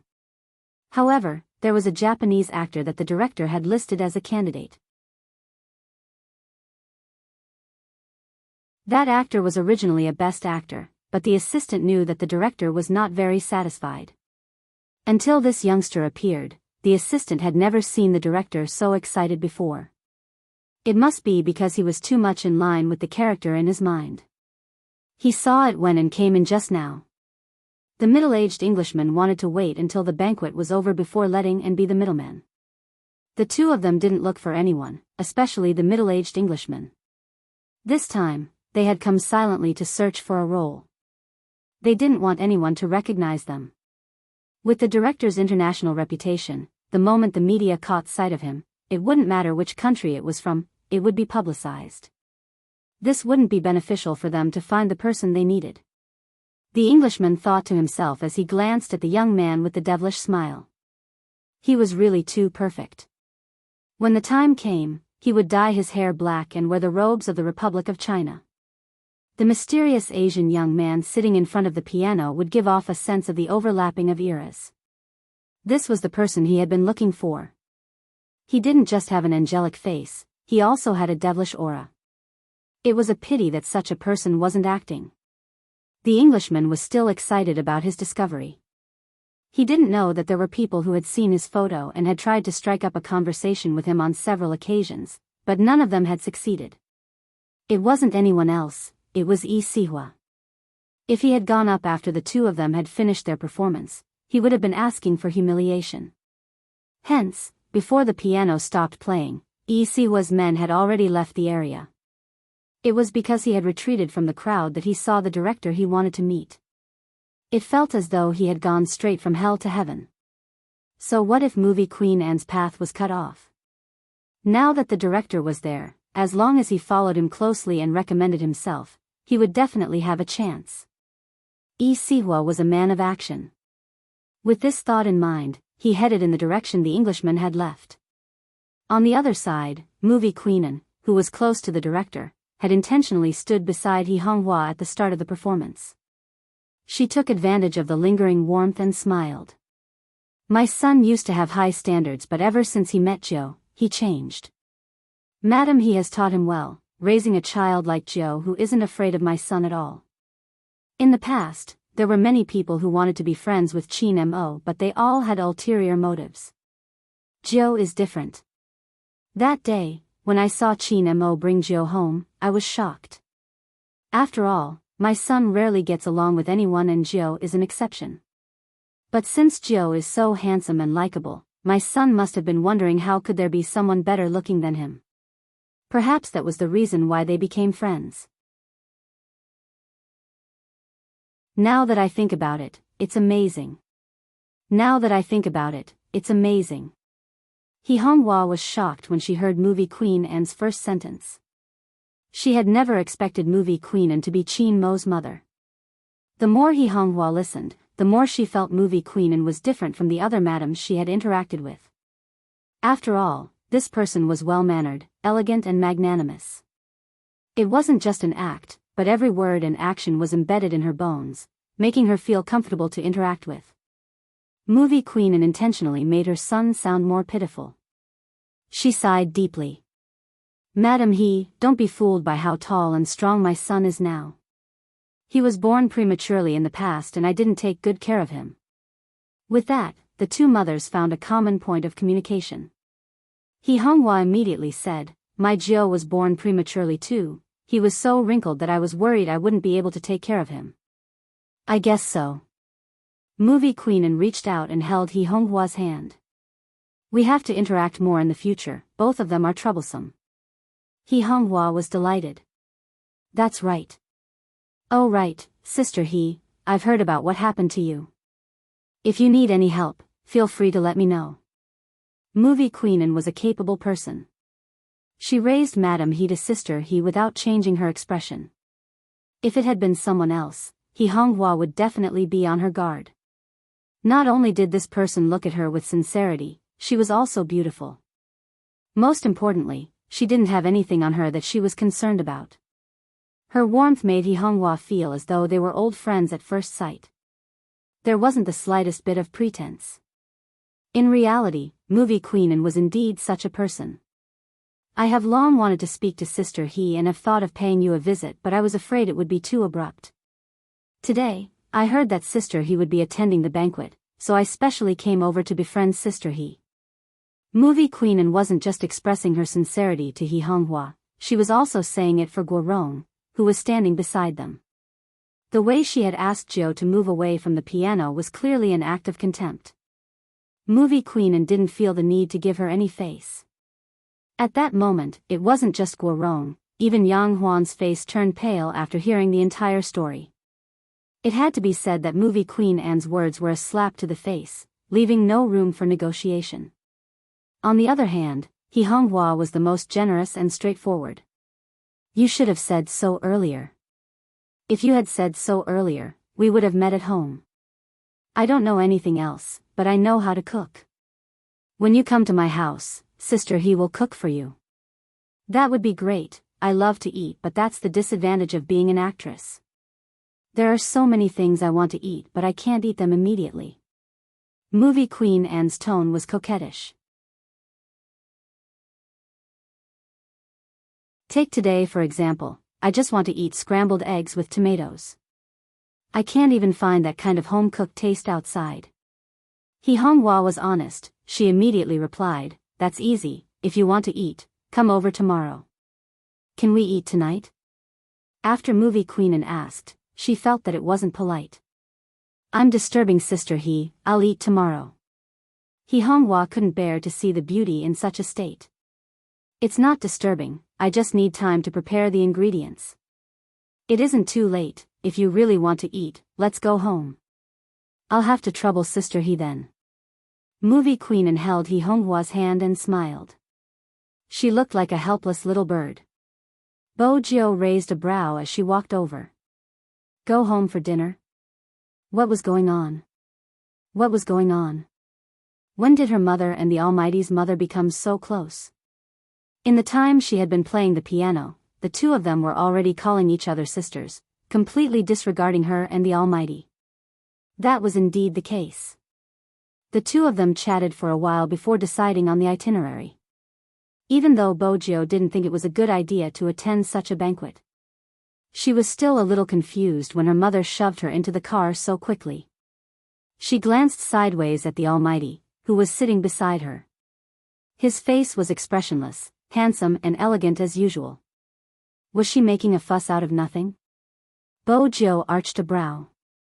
The four of them sat in movie queen's car, a Bentley. Even the chauffeur was an old subordinate of the Qin family. His aura was undoubtedly the most graceful among all the guests. Yang Huan came personally to send them off. In reality, she didn't want movie queen to leave, but there was something she had to mention. Mrs. He, I'm sorry for my negligence, I hope you won't take it to heart. He Honghua knew very well why Yang Huan said that. It was all for the sake of her younger sister. Hence, He Honghua didn't reply, merely smiling. People with different principles couldn't make plans together. In the future, she wouldn't attend such banquets and she wouldn't befriend Yang Huan. That was all. It was understandable for Yang Huan to come out since she was acquainted with movie queen. But Guorong followed, afraid that her son wouldn't have a chance once movie queen left. Without a second thought, she pressed the car window. Madam, I have a private matter to discuss with you, may I know when you are free? Guorong's actions weren't polite at all. However, she didn't realize it herself. She emphasized in a self-centered manner, it's about my son. Please make time, Madam. Movie queen was perplexed by his words. She smiled. We aren't close and I don't have the obligation to talk to you about your son. Let's go. Guorong watched as the Bentley was about to leave, fuming. How can she be like that? Her voice drifted into the car. Even movie queen wasn't fond of such people. She always believed that everyone in the world should help her and that it wasn't good if they didn't. As compared to such a two-faced person, her in-law was much better. He spoke his mind and was magnanimous. Even though he was careless, he understood the bigger picture. Movie Queen felt that there was nothing wrong with her son and Gio being together. Even if the gender wasn't ideal. But there wasn't anything else to pick on. Her in-law was easy to get along with. Movie Queen Anne's next step was to think of a way to win her over, to ask her about her thoughts and try to get her to accept as soon as possible. Gio didn't know what Movie Queen was thinking, but from the looks of it, Movie Queen was indeed too passionate towards her mother. She had called her sister he so intimately. Was scrambled eggs with tomatoes that attractive? Gio didn't understand Movie Queen Anne's actions. It didn't mean Chin Mo didn't understand, but it wasn't the time to point it out since there were still people around. Especially the person beside him, who was still thinking of escaping. It wasn't suitable for her to know his intentions. If he forced her even more, it would be troublesome if he allowed her to leave. Chin Mo's method was straightforward. He would settle her down and not allow her to go anywhere. Once she was completely his, he would talk about other things. With that in mind, Chin Mo reached his hand out, grabbing onto her hand without a change in expression. There wasn't any emotion on his face. There wasn't much emotion on his face, but when his long and narrow eyes looked towards Gio, it was obvious that he was telling her to be quiet. Gio didn't retract her hand because that would attract the attention of the two parents in front.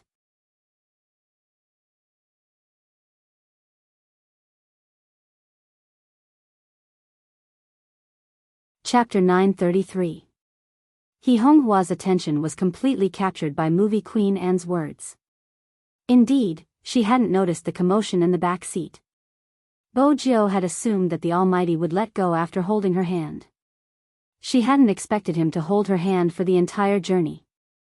Gio noticed a white cloth wrapped around his slightly cold fingertip. She remembered how the Almighty had helped her even though he was injured. Her fingers touched his. Chin Mo was aware of his mother's capabilities and knew that the two in front wouldn't have the time to deal with them. He tilted his handsome face, his voice low. "Don't forget what you promised me." Gio arched a brow. What did she promise? "My hand can't touch water." Chin Mo raised his left hand casually, clearly reminding her. Gio wanted to say something. He Honghua turned. "What do you want to eat?" "I'll get Xiaodong to prepare the dishes. As long as it's Auntie's cooking, I'm fine with anything." Chin Mo smiled, looking like a noble. Gio couldn't help grumbling internally. She had never seen anyone as picky as the Almighty. He actually said anything was fine. "I'll get someone to prepare it." He Honghua had been amazed by the perfect youngster in this world. He was so polite, it wasn't surprising that he was good friends with her Gio. Gio glanced over, lowering her voice. "Brother Mo, be careful, there are carrots in my mom's soup." Chin Mo glanced at the mischievous youngster, replying slowly, "Indeed, you should be careful." Gio laughed. Was the Almighty going to admit he was picky? "Auntie." Chin Mo glanced up, smiling lightly. "Gio said he doesn't like carrots. Let's not put carrots in the dishes for dinner." Gio," he Honghua stilled, turning towards her Gio. "Why didn't he tell me he doesn't like carrots?" "I won't put them in the soup this time." No matter what she said, it would only make her seem humble since the Almighty's move was too shameless. Movie Queen understood her son better. When she heard his words, she glanced at Chin Mo, smiling ambiguously. She was a beauty. She knew better than anyone who didn't eat carrots. Movie Queen hadn't expected her son to pull such a stunt.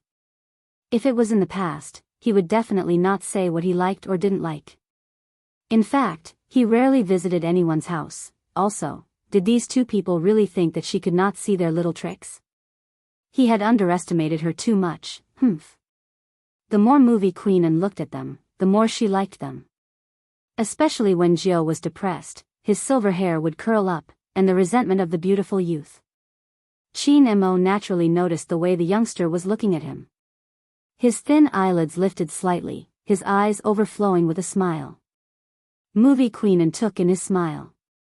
The last bit of unwillingness in her heart disappeared without a trace. She hadn't seen her son smile in such a long time.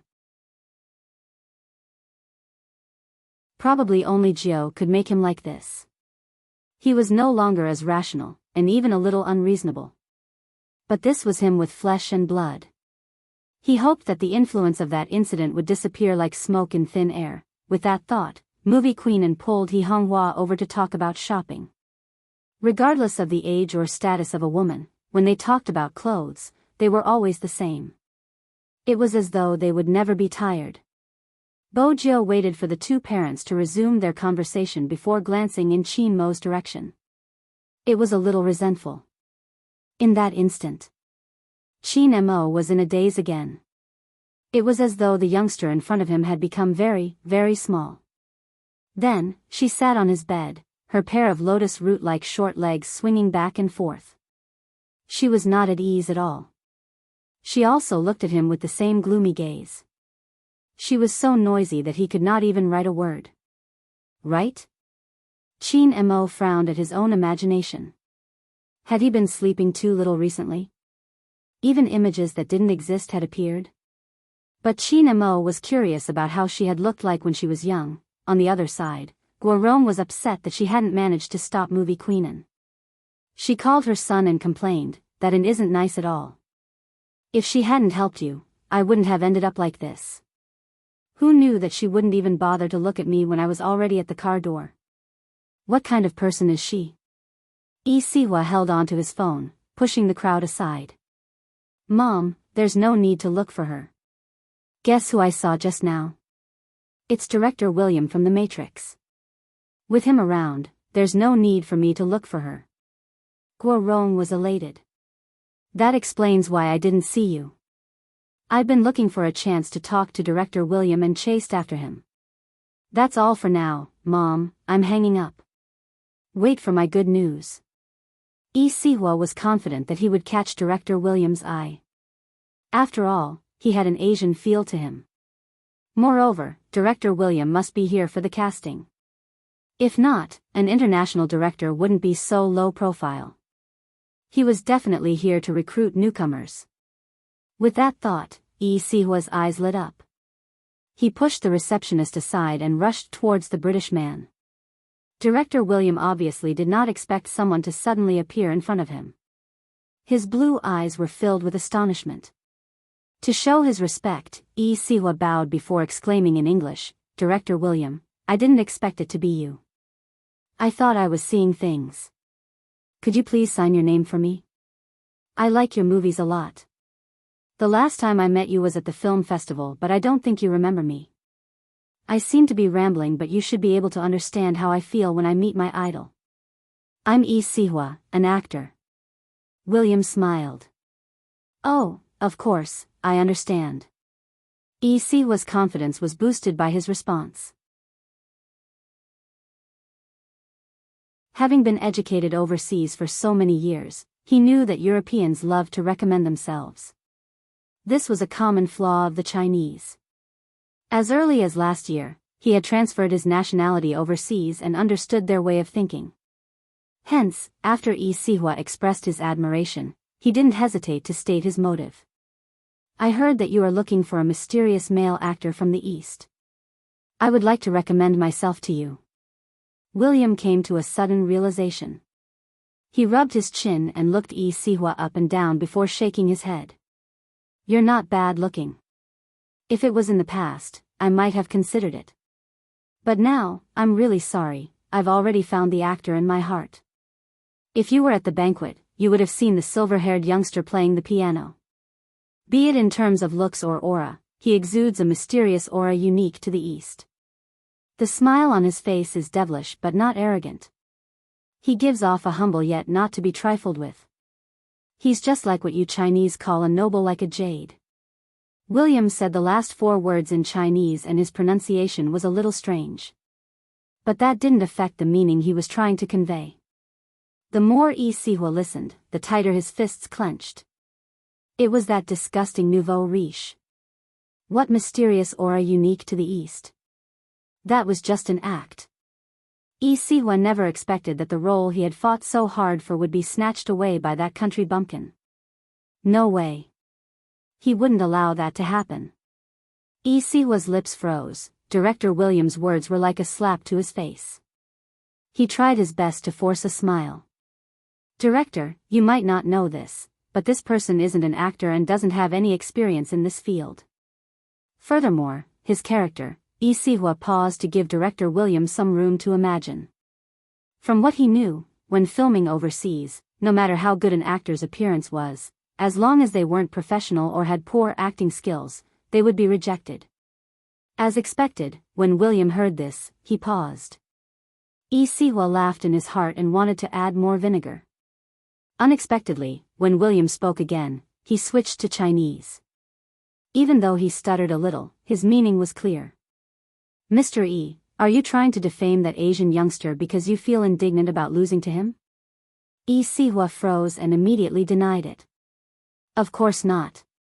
He couldn't let Director William think that way. This was an issue of image. Moreover, Director William was an internationally renowned figure and he had to be magnanimous in front of him.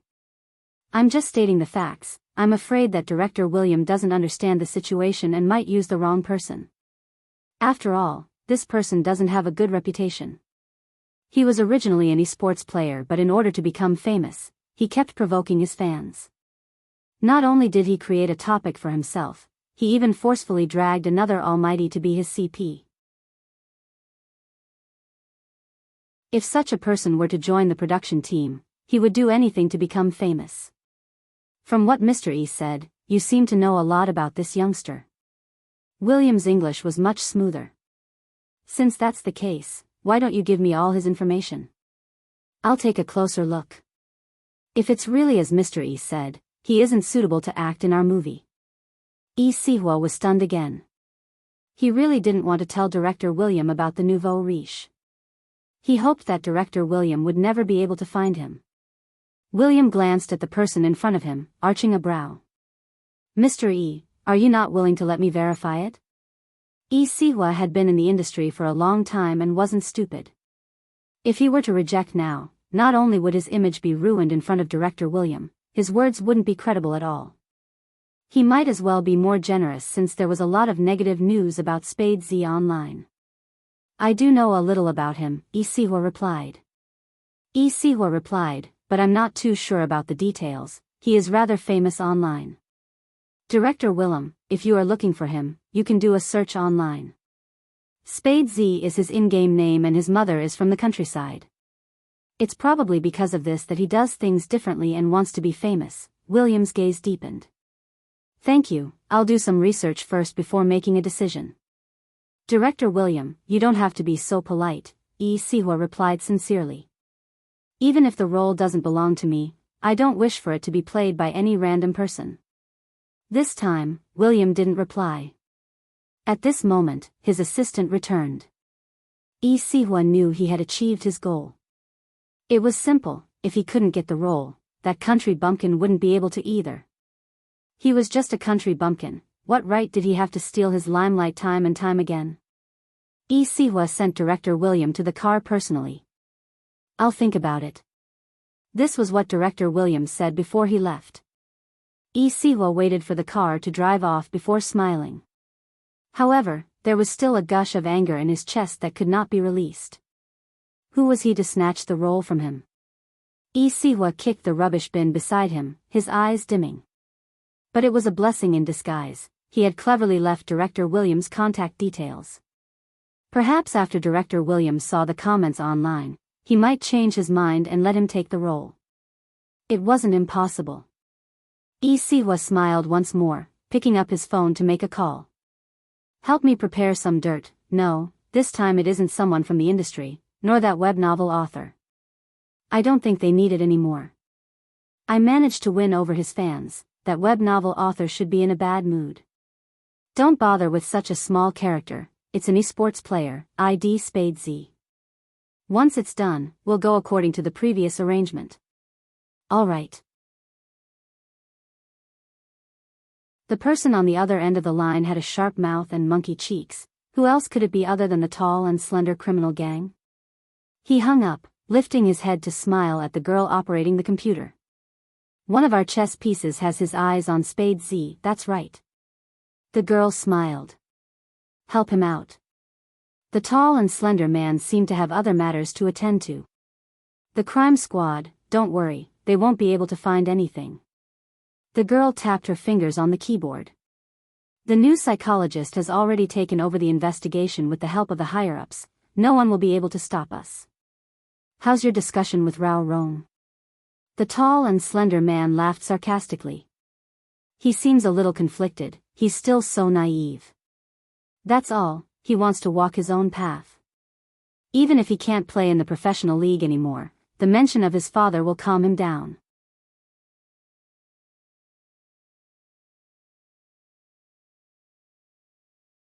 Chapter 934. He Honghua's bright voice came from outside the door. Jiu, hurry down, dinner is ready. Bo Jiu adjusted her breathing and smiled. All right, let's go down. He Honghua was still boiling the soup. She went downstairs after receiving a reply. Bo Jiu had always been agile. Even after that, her legs weren't as strong as before, but it didn't affect her standing up. But the moment she stood up, the thing that belonged to someone else spread down her fair legs. She couldn't help but pause. Qin Mo saw it as well. The slender figure that had been wearing a shirt bent over, pulling out 2 pieces of tissue from the side and pinching them. After wiping twice, he carried Bo Jiu horizontally. Shower before you go down. This time, Bo Jiu didn't reject him. The shower wouldn't take long. Qin Mo rolled up his sleeves and washed her thoroughly before grabbing a towel to wrap her up. His breath drifted over. Are you cold? Bo Jiu shook her head. Water was still dripping from her silver hair. The Almighty's actions weren't gentle at all. He had probably thrown her under the shower and carried her back. In that instant, she was reminded of the scene where the Almighty had thrown Princess into the bathtub. It was basically the same. She still had to apply the medicine. Bo Jiu took the opportunity while the Almighty was buttoning her shirt with one hand to apply the medicine and wrap the bandage. But this indeed proved that the Almighty's hand couldn't touch water. Just now, the Almighty had only had one hand in the water. The shirt and pants from before couldn't be worn anymore. Bo Jiu changed into her home clothes. Her hair was half dried, the fluffy hair making her look younger. Qin Mo glanced at her and had another hallucination. He had seen her in this state often in the past, sitting on the bed fluffy and misbehaving after being scooped out of the water. It was a miniature version of her. Qin Mo reminded himself once more that a certain someone wasn't a princess and he couldn't raise her like a pet. Even though he wanted to shrink a certain someone and stuff her into his pocket so that he could bring her wherever he went. But that wasn't realistic. They walked down the stairs one after another. In the end, it was still speed. It took less than half an hour. The dishes were already on the table. 8 home-cooked dishes and a soup looked very delicious. Probably every parent would take out their child's childhood photo album when they were a guest. He Honghua was no exception. Before the age of 2, Jiu needed to hide her gender, so she didn't have many photos. Ever since he was 2 years old, he had been getting more and more. He Honghua pointed to one of the photos and said, "This is the photo before she was sent to kindergarten." She was crying miserably. Cute. Movie Queenan was undoubtedly fond of children, especially since they were so adorable. She couldn't bear to part with them, forgetting about the dishes on the table. It was He Honghua who noticed the 2 people coming down. She smiled and said, "Sit down and eat. Why is your hair still wet?" The question was directed at Bo Jiu and she replied naturally, "I took a shower." He Honghua did not suspect anything. Movie Queenan lifted her lids and glanced in their direction. Her focus was on her son. How reckless. Qin Mo was very calm, and it was hard to tell anything from his side profile. Bo Jiu had a devilish smile on her face. From this, It was hard to tell who was taking advantage of who. Was her son the one at the bottom? Movie Queen and felt that it was more likely. She shook her head and passed the photo album over. Look at Joe when he was young. Isn't he cute? She was reminding her son that he needed to take the initiative. Chin Mo really wanted to see what he looked like when he was young. His fingers swept across the photo, looking at the child in the photo album. Strangely, even though he had thought so much about a certain someone when he was young, he didn't feel much when he saw these photos. Chin Mo frowned slightly, his face as elegant as ever. Naturally, the two parents began to talk about their childhood stories at the dinner table. Bo Jio listened as she ate. She wasn't surprised since she knew better than anyone what her puppy had been like when he was young. Basically, he had been a spotless doll, ignoring everyone. People of the same age would often wonder why the child was so much cleaner than them. It's my fault, I always made him wear brightly colored clothes. When he was young, people often treated him like a little girl, Movie Queen said. Bo Jio could empathize with him. When she had first met the Almighty, she had thought he was a doll. She had never considered him as a girl. Movie Queen smiled at the youngster. Did Jio encounter anything interesting when he was young? Bo Jio glanced at the Almighty, who was frowning as he ate. She couldn't help laughing. I'm different from the Almighty, no one thought I was a girl when I was young. Hearing this, Chin Mo put down his chopsticks and glanced at her casually, as though he was asking her to be taught a lesson. Bo Jio's smile deepened. When she caught his gaze, she changed the topic. But when I was young, my best friend looked like a girl. When I first saw him, I thought he was a doll. At that time, I didn't have any concept of suits. I only knew that his hair was tied up in a bun, so he should be a girl. He was fair and pretty, but cold. I couldn't help but want to play with him and bathe with him, but he always despised me. There was once when I climbed over the wall and entered his bathroom. That was when I realized he was a boy. That explains why he would always frown whenever I pounced on him. A small ponytail. Movie Queen's eyes lit up. I used to love to tie Mo's hair, but he decided to cut it short on his own, so I couldn't do it. With that, Movie Queen paused. Joe, don't be fooled by Mo's looks now. He was adorable when he was young. I believe you. Bo Jio felt that her puppy was adorable, cold and aloof. Movie Queen chatted happily. It sounds like you have a good relationship with your friend. Are you still in contact? I guess so. Bo Jio took a bite of the food. Movie Queen glanced at her son. That means they are childhood sweethearts.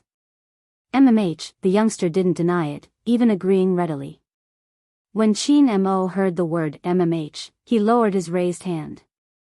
He didn't like the term childhood sweethearts because it implied a part of someone's life that he had never been a part of. Besides, they were still in contact. With that in mind, Chin Mo clenched his fists, his chest tightening. They were still in contact? Who could it be? There were only a few people around her. Unknowingly, the first name that popped into Chin Mo's mind was Hoshino. He didn't like such speculation. But everything that had happened in the past was right in front of him. Including her reaction when she saw Hoshino. He had never seen her look at anyone with such a gaze. There was an undetectable reluctance. What was so good about a person, and how important was he to the other party for her to be reluctant to part with him? Chin Mo's gaze dimmed. When he raised his hand again, his aura was much colder. It was as though a bucket of water had been poured over him. Even his breathing was chilly. Was that why she always wanted to escape? Chin Mo's chest tightened, and even the line of his jaw stiffened. Bo Jio sat beside Chin Mo. When she glanced over, she saw Chin Mo's expression. Was the Almighty in a bad mood again? Why? Was it because of what they had said in the room? That wasn't a suitable time to reply. But even if she could reply, how could she? Once the Almighty found out that she was Z, he would definitely feel that she had lied to him. But she was the one who had been hiding this matter. Even if the day came when everything was revealed, she would still be prepared.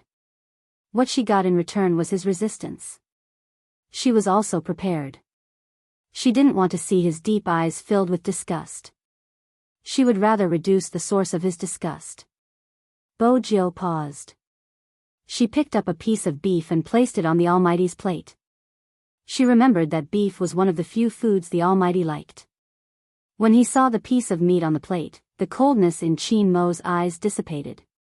He Honghua broke into a smile. Qin Mo likes beef? Eat more. With that, she picked up a piece of meat and placed it over. Bojo watched as the Almighty stilled. His etiquette wasn't bad, it didn't make He Honghua unhappy. But when he lowered his head, he used his chopsticks to push the rest of the beef forward. Then he picked up the piece she had picked up and placed it in his mouth. It was probably because of the slight frown on his face, which made him look extremely serious. His seriousness reminded her of the times when they were young. He would sit on the bed and wipe her hair with a towel. He would even warn her not to barge into his room. Ever since then, she hadn't entered his room. She had stayed on the balcony to watch him write. In the end, she didn't know why, but he was probably afraid that she would destroy all the plants he had been growing. He had opened the window to let her in, saying that he would only keep her for one night. That day, Bojo had washed herself especially clean, afraid that her puppy would dislike her again. Fortunately, her puppy had lifted the blanket coldly and told her to lie still. It was difficult for her to stay still. But her puppy's voice had been pleasant.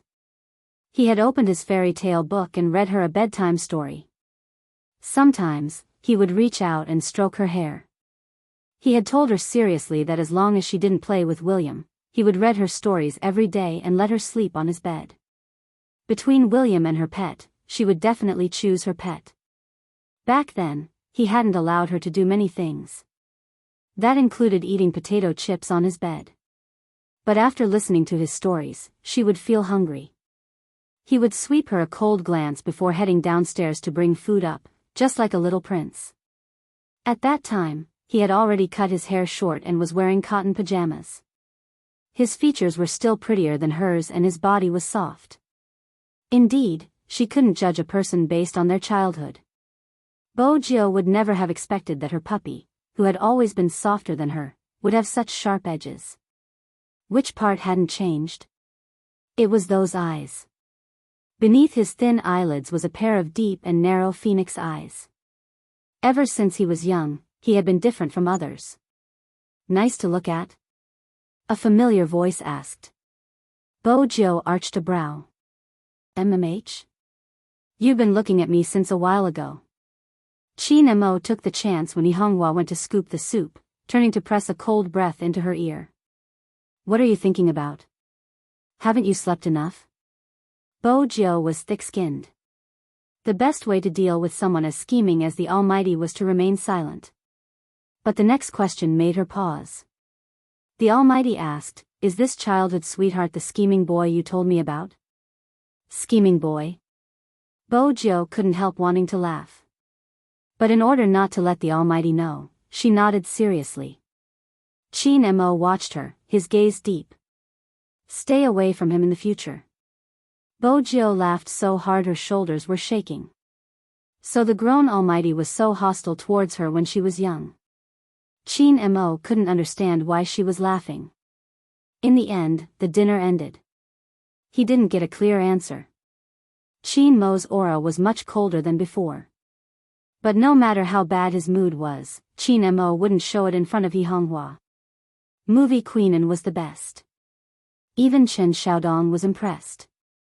After all, he had never seen Madame become friends with anyone in such a short period of time.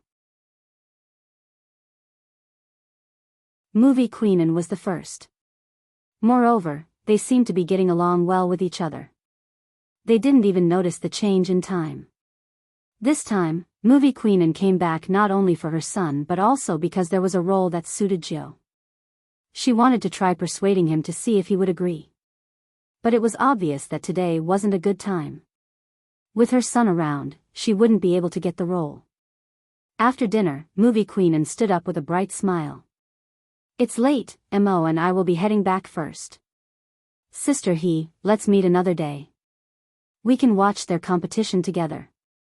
No problem, Honghua agreed readily. When they left, everyone was sending movie queen off. I have something to discuss with Joe in private. You can head back first. He led Bojo to a fork in the road. There would always be a fork in the villa district. For places with good greenery like this, there would be a street lamp installed in the area with lush leaves. The afterglow of the lamp shone on Qin Mo's face, a mesmerizing handsomeness. Bojo couldn't help calling him a demon.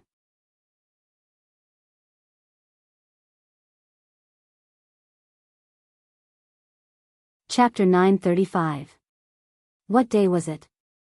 Bojo was confused. It shouldn't be the Almighty's birthday. Since it wasn't his birthday, what other day could it be? Qin Mo glanced at the confusion in her eyes. He frowned and said coldly, confession. What confession? Bojo was confused by the hint. That handsome, mixed-race face inched closer to her, bringing with it an aura that made her restless. It's been 30 days since I confessed to you. The 30th day of his confession? Bojo stilled. She hadn't expected the Almighty to remember such a day. It wasn't easy to reply. But she couldn't ignore it. Time flies. Back then, Brother Mo, you were really. I was afraid you would turn gay. Bojo smiled mischievously. She had the upper hand when she had first met the Almighty. Now, she couldn't tease him even if she wanted to. Qin Mo watched her beautiful eyes, speaking leisurely. Even if I turned gay, you were the one who did it. Don't change the topic. I definitely didn't change the topic. Bojo felt that this position was too dangerous. If she wasn't careful, the Almighty might take advantage of her. Hence, she straightened herself. This time, the Almighty wouldn't do anything to her. There were still parents peeking over from time to time. The Almighty wasn't someone who didn't know his limits. Qin Mo was indeed someone who knew his limits. But, he swept a glance at the fox-like youngster, his tone calm. When are you going to give me a status? Do you want to sleep for free? Bojo choked on his words. Give her a status? Sleep for free, I thought you would remember or at least give me something. I didn't expect, suddenly, the voice beside her seemed to have sunk. Even the person standing there seemed to be an indescribable loneliness. For some reason, Bojo recalled movie Queen Anne's words. Ever since they were young, the Almighty rarely received gifts. He wouldn't even look at the gifts at his birthday banquets. She had assumed that someone like the Almighty would be likable. For example, she liked him. Back then, she had even given him a gift. But in reality, after they had separated, she wasn't sure how he had grown up. Movie Queen said that he had a cold personality. Even if it was his birthday, he wasn't interested in the gifts from his elders. It was probably because the Almighty was too smart that he was able to see the pros and cons of the upper class clearly. In other words, he knew very well that the gifts given to him had all sorts of motives. 30 days? She didn't say anything. Thinking about it this way, she was indeed quite a scumbag. A domineering CEO could not treat his pet like this. At the very least, he couldn't be so useless. Bojo replied guiltily, actually, I've prepared for it, I just didn't remember the date. Oh. Qin Mo stuffed a hand into his pocket and raised his head. His deep gaze made Bojo's eyes wander unconsciously. Qin Mo arched a brow. What did you prepare? Bojo knew the Almighty could tell she was lying and was about to confess. At this moment, Qin Mo spoke again, give it to me tomorrow. Was he giving her time to prepare? Bojo understood the Almighty's intentions and nodded. All right. She couldn't really become a piece of trash. I'm really curious what you are going to give me. Qin Mo spoke slowly. I don't think you are going to just buy something to deal with me. Bojo. The Almighty's words completely blocked her way to buy something. Was it really unintentional? Chin Mo watched the youngster's depressed expression and his mood improved slightly. In the end, he couldn't help it. He turned around and reached out to pinch her face. You seem to be in a difficult position. Bo Jiao feigned ignorance. It's not difficult. Chin Mo laughed. Is that so? See you tomorrow. All right, Bo Jiao replied, reaching out to touch her face that had been pinched. Coaxing the Almighty was a battle of wits and courage. She also had to know how to step down. Chin Mo walked forward, occasionally turning back to glance at the dignified person behind him. The corners of his lips lifted silently. Qin Xiaodong, who had been watching from the side, was in a dilemma. After all, there was a distance between them. It wasn't possible for him to hear the conversation between young master and young master Qin. But in front of the two madams, he would have to restrain himself. Most importantly, he couldn't let the goddess notice anything. Qin Xiaodong glanced in Movie Queen Anne's direction guiltily. Movie Queen Anne's expression didn't change. She probably didn't think of young master and young master Qin in that direction. Qin Xiaodong didn't know that his conjecture was completely wrong. Movie Queen Anne watched as the two of them walked over from afar. These two kids are really something. They even have to whisper things. Isn't that so? He Honghua had been suspicious at first, but after hearing Movie Queen Anne's words, she felt relieved. Their relationship was probably too good. But she had to find some time to talk to Jiao. She didn't have to worry too much when she was interacting with an upright kid like Chin Mo. She still had to maintain a distance with other boys. Even though she was dressed as a boy, her Jiao was still a girl in her heart. He Honghua was still waiting. She was waiting for everything to settle down. When the time was right, she would let her Jiao dress as a girl again. That day should be arriving soon. He Honghua thought about it. She had to work harder and take back everything that she had lost in the past. But Jiao's identity was special. She had to think about how to dress as a girl again. Everyone had different thoughts. Bo Jiao's mind was filled with thoughts about what to give the Almighty. Even after Movie Queen Anne and Qin Mo's car disappeared into the night, Bo Jiao still hadn't come up with a good idea. What should she give? Bo Jiao was still thinking about this question when she lay on the bed. In the extended Lincoln, once there wasn't anyone else, Movie Queen Anne became more direct. You were jealous when we talked about Jiao's childhood sweetheart, weren't you? No. Chin Mo held on to the mineral water bottle, tilting his head to take a sip. From the side of his face, there weren't any signs of jealousy. But there was one thing. Why don't I remember tying my hair when I was young? Movie Queen Anne shifted her gaze subconsciously. She looked out of the car window, her voice muffled. You were still young then. You couldn't remember. Is that so? Chin Mo didn't dwell on this question. Instead, he turned on his phone and searched for a certain someone's profile picture on WeChat. He typed a few words over. Don't forget to bring your present tomorrow. After Bo Jiao received the message, she couldn't fall asleep. She tossed and turned for a while before a thought struck her. She smiled and stood up, walking towards the basement she had remodeled. The moment Bo Jiao entered, the three pure white ultra-thin laptops lit up at the same time. Silver icons flashed, just like a scene from a blockbuster movie. If it was something she had personally made, the Almighty might like it. She followed this train of thought. Bo Jiao opened the game official and found the video of their team's competition. With a click of her mouse, she saved, edited. In terms of operation, it wasn't complicated. But it took a lot of time. If she wanted the camera to have a sense of story, she had to find the scene bit by bit. The night sky outside the window was getting darker. Bo Jiao sat in front of the computer, her left hand on the keyboard while her right hand clicked on the mouse. Her beautiful silver hair was messy, but she didn't seem to have any intention of stopping. The Qin family. The lights never went out. This was a unique characteristic of the military compound. Regardless of the time, there would always be soldiers on duty and patrols. Movie Queen stood in front of the floor-to-ceiling window, watching the swaying white poplar with a heavy heart. It wasn't because of her, but because of the question her son had asked her in the car. Madame Zhang brought a cup of tea over. "Madam, did you have a bad chat with Madame He?" "Of course not." When Movie Queen smiled, there were dimples on her face. "Sister He is a straightforward person and doesn't forget her roots. There aren't many people who can maintain their character after entering the business world. She doesn't compete or lie to herself.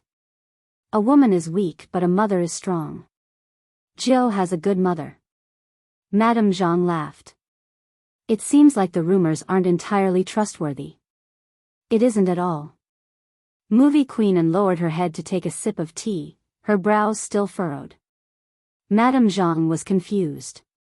"Then, Madame Zhang, what exactly did Mo go through to lose a portion of his memory?" Movie Queen's question had become a taboo in the family ever since. Madame Zhang didn't know how to answer. No one would be able to forget the young master who had come down from the private plane with blood dripping from his fingers. At that time, his thoughts had been in a mess. Movie Queen knew she wouldn't be able to get an answer. Hence, she took a deep breath. Now, he has started to interact with criminals again. "Madame Zhang, I'm worried that the past will repeat itself." "Madam, don't worry. With young Master Jiu around, it won't happen." Movie Queen broke into a smile. "You're right. Once one thought things through, they would gradually let it go. It was the same for everyone. What they couldn't let go would always be the injustice." In the club, Rao Rong looked at a screenshot of the news. His hand tightened around the mouse. It was an old piece of news about $1 million of embezzled money found in a policeman's house. Because of the double-crossing, the policeman didn't have a good ending. Rao Rong hadn't believed this piece of news at all. He wanted to clear his father's name. When he was young, he had tried many methods. Time and time again, he had hit a wall. He had been expelled from the club and in the end, he had lost all hope. Rao Rong wanted to know who had killed his father. Why had the $1 million appeared in his house? He could only rely on that person. That was reality. He had no choice but to lower his head. "Captain." Lin Shintao rubbed his eyes, switching on the lights. His hair was a mess. "Are you still thinking about the competition?" Rao Rong closed the page and stood up, replying faintly, "MMH." Lin Shintao grabbed his short hair. "It's the team that can't keep up with you. Actually, I have thought that it would be better if Captain went to another team." "It's not that." Rao Rong walked over, glancing at the red mark on his face. "Go to sleep." "Oh." Lin Shintao agreed, but he didn't stop. Ever since Qin Mo got together with Little Spade, his playing style has changed. He's sharp and shameless, getting addicted to the jungle. It's hard to defend against him. Rao Rong paused. In the beginning, that was his play style, but it changed. His hand injury was one reason, but as the captain of Supreme Alliance, his first reaction was to look at the big picture, which made him lose his sharpness. Until Spade Z appeared. The Supreme Alliance today is very strong. It was a pity that he could no longer compete with his opponent in a fair and square manner. Rao Rong didn't tell Lin Shintao that. The night continued to fall. The best international hotel in Jiang City was frequented by successful people from all over the world. Director William's Chinese wasn't as accurate as his son's. Fortunately, his son had translated the comments online and sent them to him. He had also mentioned that he would be flying to Jiang City in the next 2 days. It had to be said that William was hesitant after reading the comments. Should he invite the youngster over? He despised people who didn't have a bottom line just for the sake of fame. But this Chinese boy, Joe, fit the image in his heart. It would be a pity to give him up. But as a director, he had to consider all aspects of the crew.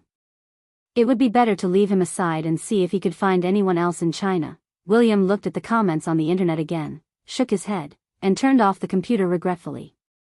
At this moment, Bojo was still in front of the computer, working on something. Her eyelids were heavy. She took 2 sips from a bottle of mineral water before continuing. It was almost daybreak. Bojo stood up, pressing onto her neck. She glanced down at her watch, preparing to search for the last bit of material on Weibo. Unexpectedly, she received a private message from Sister Turtle. "I have a presumptuous request. I would like you to help my friend. The next match will be against the Xiangnan team. I know you're busy, but I've thought about this for a long time. Only you can help my friend." That was the first message. The second message was long.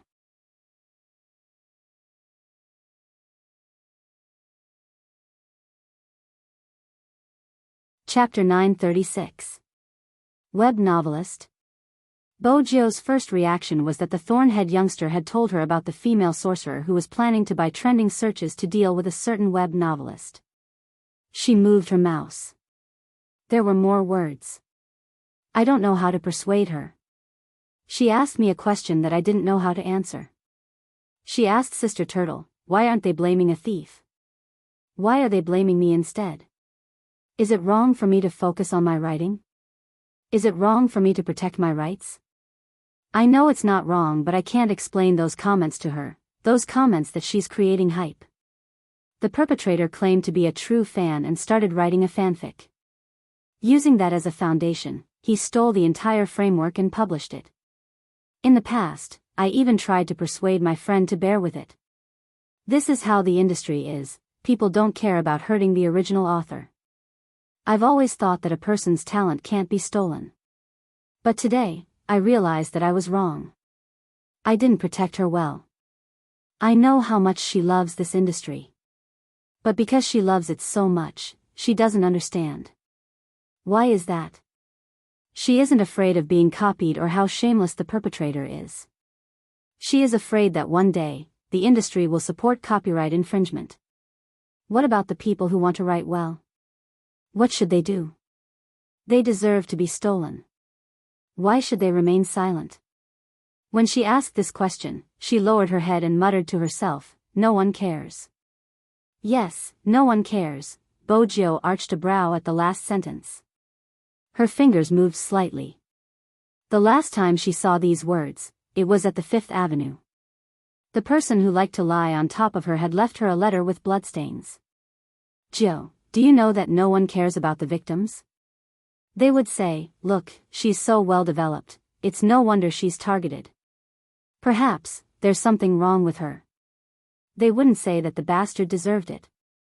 Joe, why is the world like this? I ask myself every day until midnight. I sit up and stare blankly outside. I'm afraid to make a sound because the moment I say it, the person who helped the bastard will appear. They will say that it's your problem.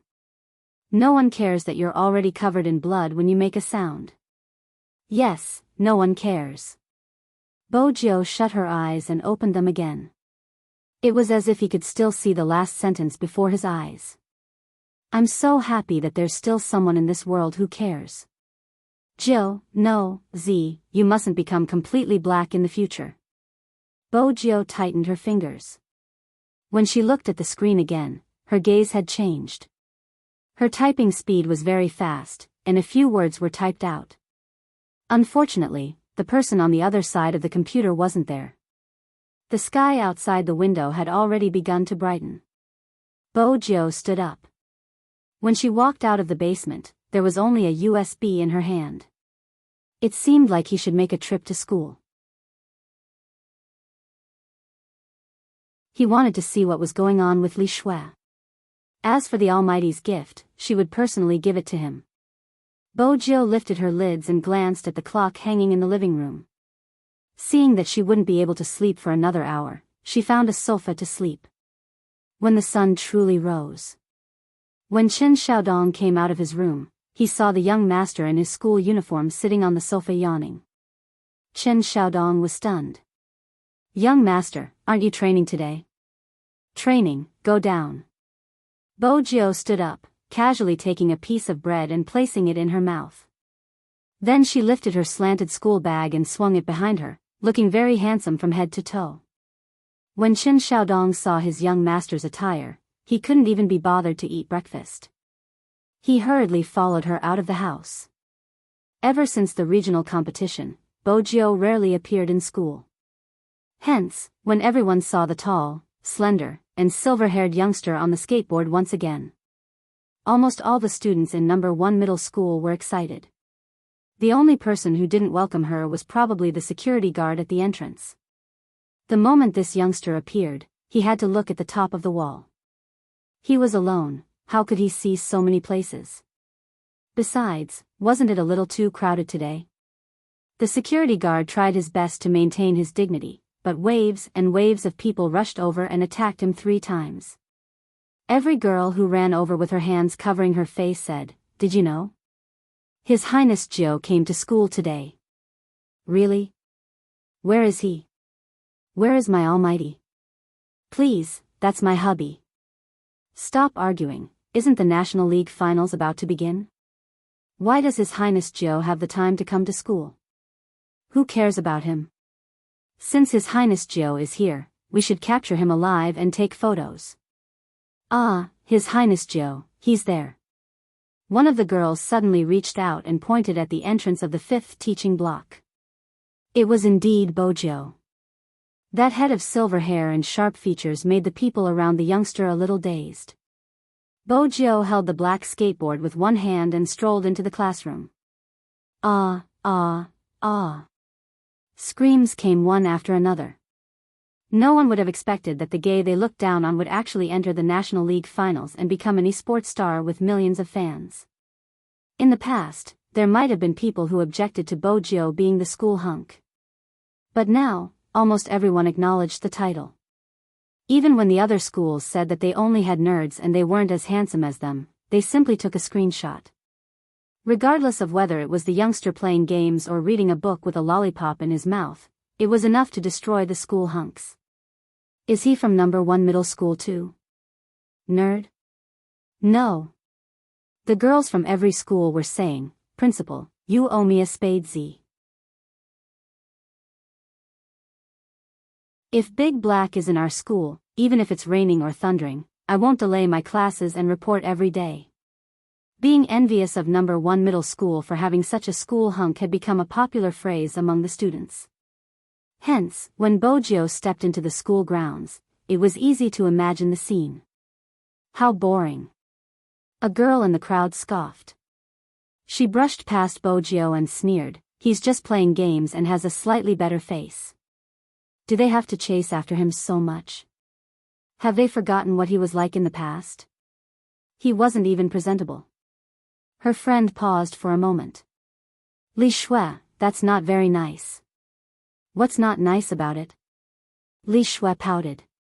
"He might even cheat during competitions. I played with him previously and his skills weren't that good. How could he be a professional player?" "That's right." A few people who were close to Li Shui spoke up. "He doesn't qualify at all and has a fragile heart. I heard he can't stand his fans talking bad about him." Li Shui chuckled. "Isn't that the same as a certain someone? Alright, let's continue playing in the group tonight. My dad has already prepared everything for me. In the future, I won't just publish my book, I'll publish everything you guys have written. As for that person, I'll piss her off, ha ha ha." Did the people in the group notice? Notice what? They support me, and after finding out about this, they feel that the author has a fragile heart. She's the only one who feels aggrieved. I'm not in a good mood today. When we enter the group later, I'll get them to sing for me. These kids are easy to coax. Li Shui, you're really something. But I heard that the author isn't willing to give in. Are we really fine? Infringement of rights has to go through legal procedures. With my dad around, what's there to be afraid of? Once it's trending, I'll make sure she can't survive in this industry. Is that really fine? She has quite a lot of fans. What's the use of fans? Aren't they all on my side? Don't worry, we'll do what we need to do. I've done my research. It's fine, the environment is like that. What can she do? That's good. All three of them had a smug look on their faces. They were still thinking about how to piss the author off. Anyway, someone was helping them. Their current position was true fans who were slandered by the author. No one would think that they were in the same industry. The author was a fool. She was the one who insisted on saying it. Wouldn't she be going against them if she said it? She was really asking for it. But Li Shui lifted her thin lips. She was going to be an author in the future. Once her dad packaged her, she would become popular. Who would know who that woman was in the future? Oh right, if that woman still dared to cause trouble in the future. She would just say that she wanted to borrow her popularity. This was a trick that worked every single time. When Li Shui said these words, she didn't know that everything she said had been recorded. The person who recorded it wasn't anyone else but Bojiu. It wasn't hard for Bojiu to figure out when the recording had been placed on Li Shui's uniform. Brushing past her was enough to complete the task.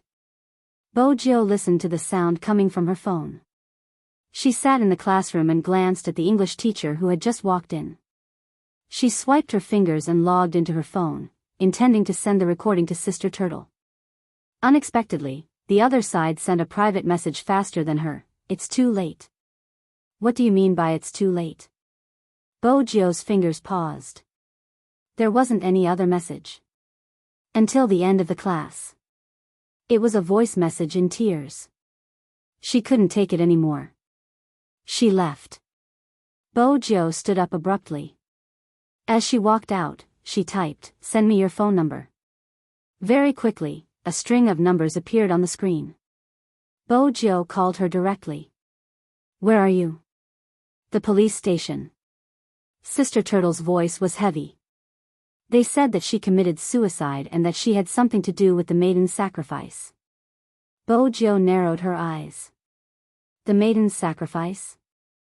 Yes. Sister Turtle's voice was hoarse. I don't believe that she would commit suicide. She could even endure chemotherapy. How could she not be able to endure such things? Bojiu didn't reply. She didn't know what to say. Her gaze was empty. Sister Turtle's sobs were getting softer. There was nothing else. It was just sobs. There was another sentence. I don't believe that she would choose such a method to end everything. Why?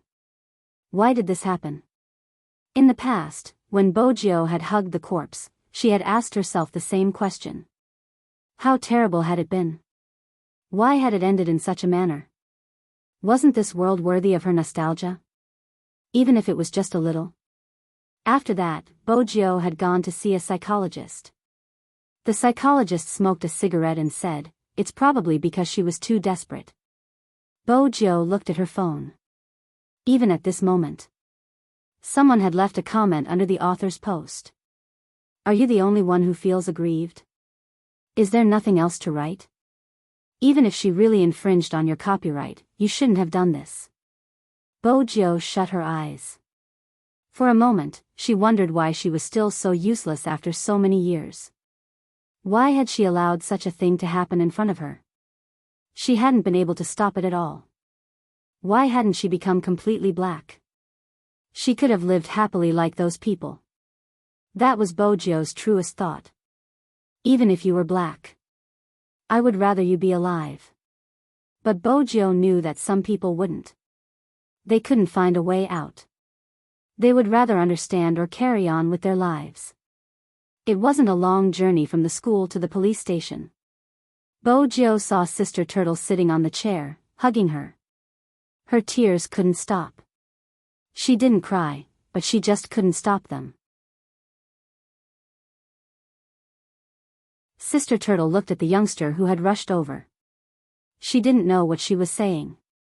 She promised to watch your competition with me. She said she wanted to see my idol. She wanted to see how good he was. She even said she would buy a dress with me. Her last sentence. Sister Turtle didn't finish her sentence. Bojiu reached out and hugged the person whose shoulders were trembling. It was too painful to lose her. Especially when she had lost her best friend since young. That girl had once taught you to treat others well. But she had never been treated well in her entire life. Bojo clenched her fists tightly, her fingertips digging into her palms. Sister Turtle stopped crying but continued. She even cleaned the house. She said she wanted to show her mother that she was living well outside. Bojo glanced up abruptly. You're saying that she cleaned the house? When did she do it? Last night. Sister Turtle was immersed in her own emotions. Her reply was instinctive. But Bojo's questions were never instinctive. Who would clean the house before committing suicide? It wasn't logical. She didn't pause at all. Bojo walked to the side and dialed a string of numbers. The person who picked up the call was drying his hair. Water droplets flowed down his sharp chin. His bare feet were on the wooden floor. He was dressed in a cotton homewear. His features were clear and handsome. Gentle as jade, these 4 words were the most suitable to describe him. Who else could it be other than Hoshino? Bojo lowered her voice. Hoshino, I need you to help me check. Bojo's tone deepened. Hoshino placed the towel on the table. His beautiful eyes shone brightly. You think she didn't commit suicide but was murdered? Yes. Bojo didn't deny it. That's why I need you to find more detailed information to prove my theory.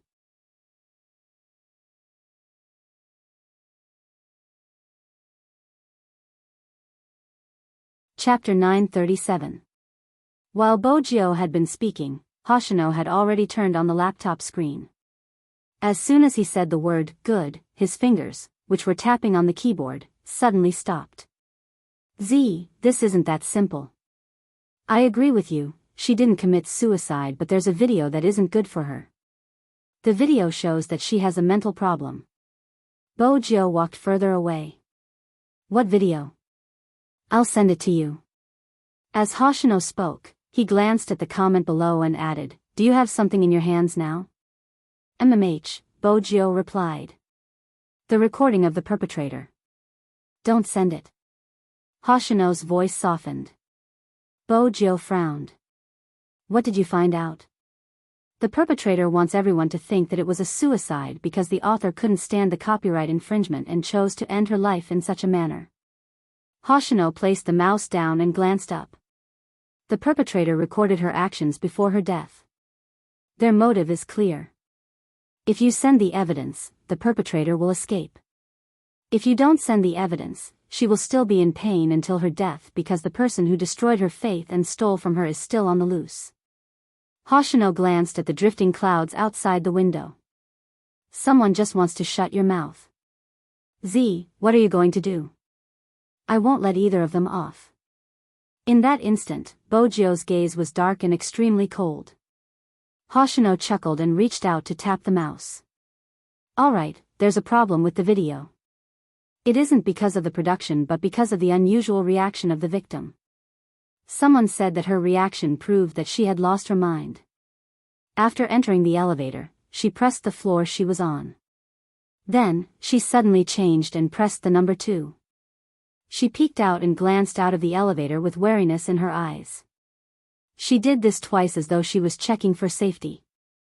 After that, she returned to the elevator and disappeared from the surveillance. When she reappeared, she was sitting in front of her computer. After reading the comments that supported the perpetrator, she hugged herself in depression. Then, she seemed to really want to commit suicide. She picked up a bottle of medicine and drank at least 5 pills with her back facing the computer. Finally, she looked into the camera with a pained expression. The video ended at this point. There's one thing worth noting. No one would call their mother before committing suicide. But this person did. Even though she didn't speak much and wasn't in a good mood, it didn't seem like something a suicidal person would do. Of course, she could have been forcing herself. Then, she fell asleep and slept until the video was released and the corpse was discovered. Bojo's eyes dimmed. You're saying that the video was released before the corpse was discovered? Yes. Hoshino hit the enter key. She first posted a message on the internet and then started the live broadcast. When the police found her, it was already too late. Hence, to prove that she didn't commit suicide, we have to solve this mystery. Since she didn't commit suicide, why was there a live broadcast? With that, Hoshino stood up. We need that person to explain. She has to analyze the victim's actions and find a logical explanation. Bojo glanced up. Hoshino walked to the window and said the name that both of them thought of. Chin Mo. After Hoshino finished speaking, Bojo paused. Bojo paused for a moment, not because of anything else, but because of the tall figure that appeared in front of her. The man was wearing a black trench coat with a white shirt underneath. His slender fingers held a slender cigarette as he looked at her. This kind of attire only made him look more elegant and handsome. The Almighty. Bojo's eyes lit up. Chin Mo walked over, reaching out to pat her head. Who are you calling?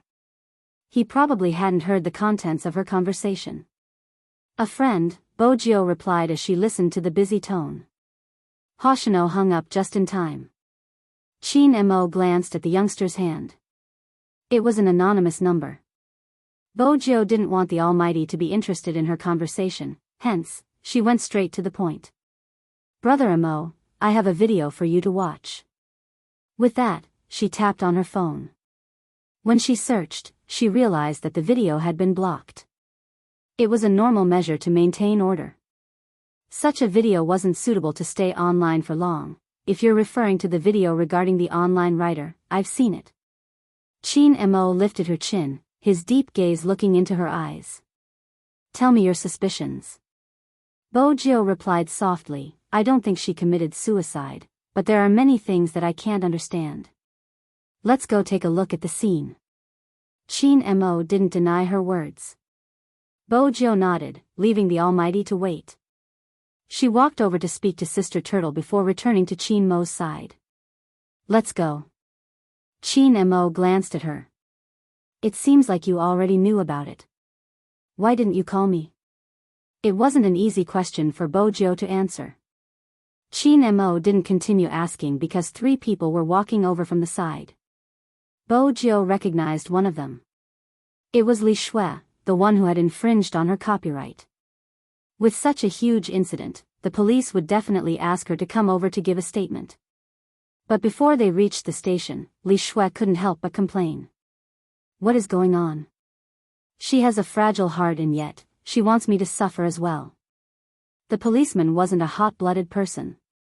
He couldn't take it anymore and turned to glance at her. You had a conflict online and you infringed on her copyright. She isn't fragile, right? Uncle, don't spout nonsense. Li Shui raised her eyebrows. All I did was create a fan group and write some fanfiction. I used to like her book quite a lot. She, as an author, has wronged me like this. I haven't even had the chance to complain about it. It's as if she's the only one who's wronged. But after the incident last time, I've already given up on the book. The person beside Li Shui laughed. Sir, we are here to solve the problem. It isn't good to be so harsh. There are many plots in this industry. It's just a joke, it isn't an infringement. As for my client's fan group, it isn't against the law, right? At the end of the day, the victim's mental fortitude was too weak. She should have gone to see a doctor if she had mental problems.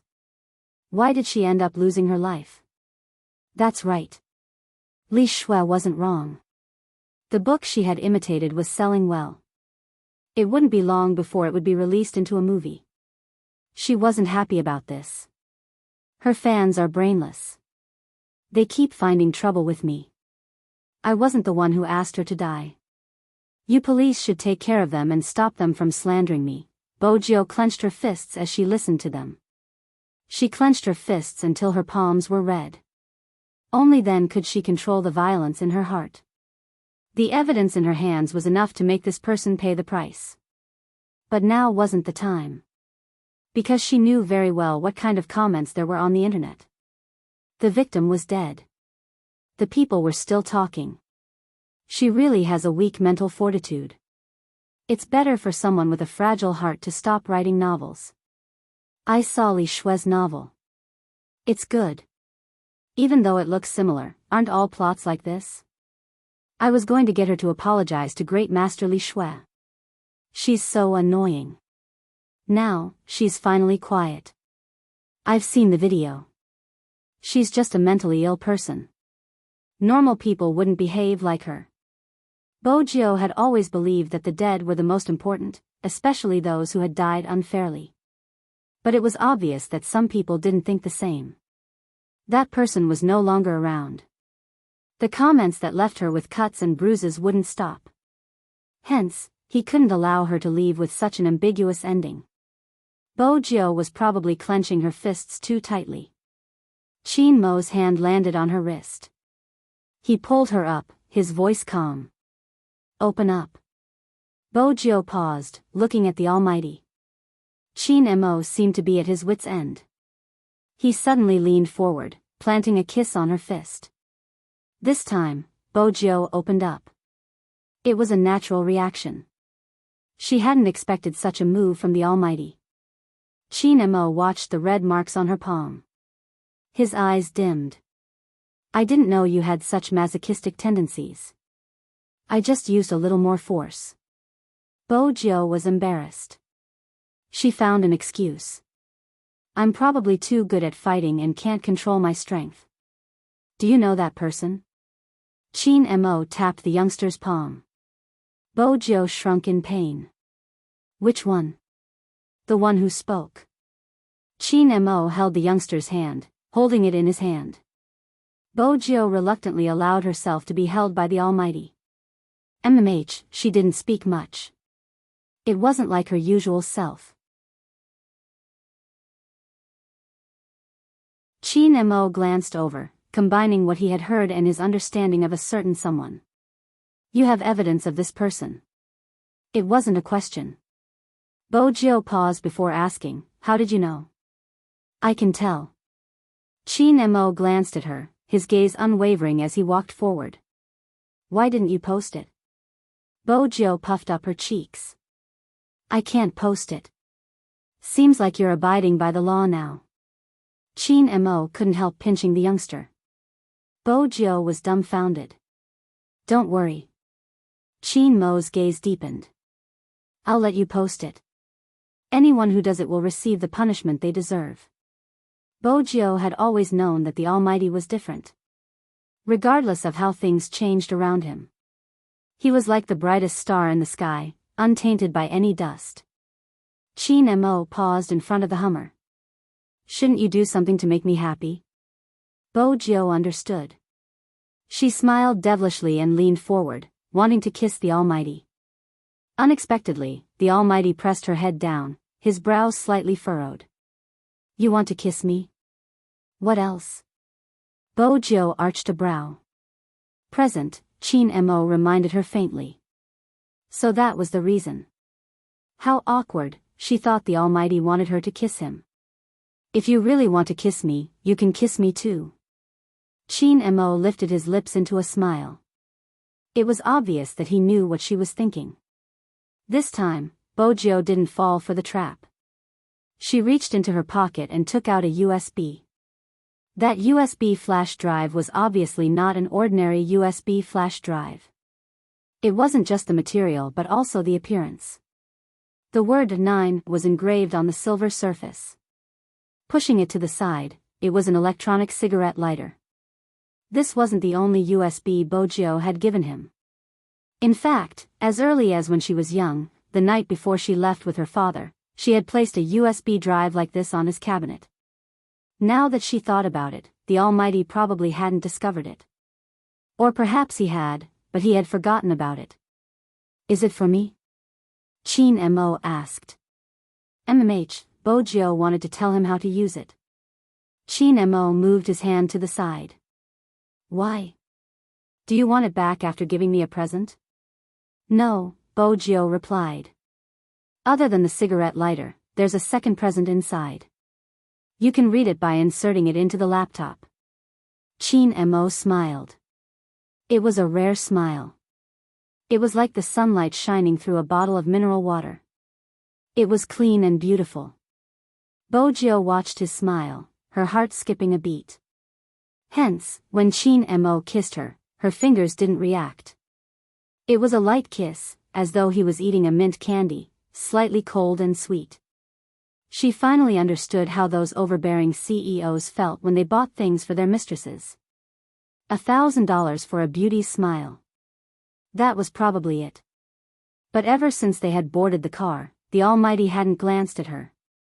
One of his hands was holding hers while the other was playing with the USB lighter. He must be in a good mood. Bojo's good mood was contagious, the viciousness in her chest dissipating. When the Hummer stopped in a small area, the Almighty held her hand and entered the elevator, pressing the floor of the deceased. But very quickly, he pressed the number 2 and walked out of the elevator. He glanced left and right before walking back. Bojo glanced up. The Almighty was recreating the scene himself. Chin Mo watched her, his voice calm. Many people think that her actions are a reflection of her mental state. Actually, that isn't the case. Bojo finished his sentence. Chin Mo pressed the button to close the elevator 4 times. What do you think is wrong with my actions? Panic. Bojo paused.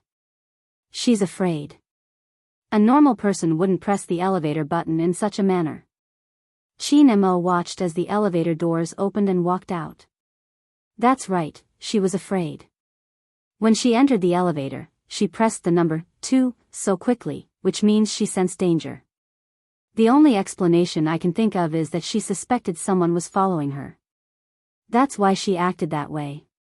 But there wasn't anyone else in the video. You're tuning into the Dreamy Love Stories YouTube channel. Don't forget to subscribe and join us on this journey to catch the most captivating stories.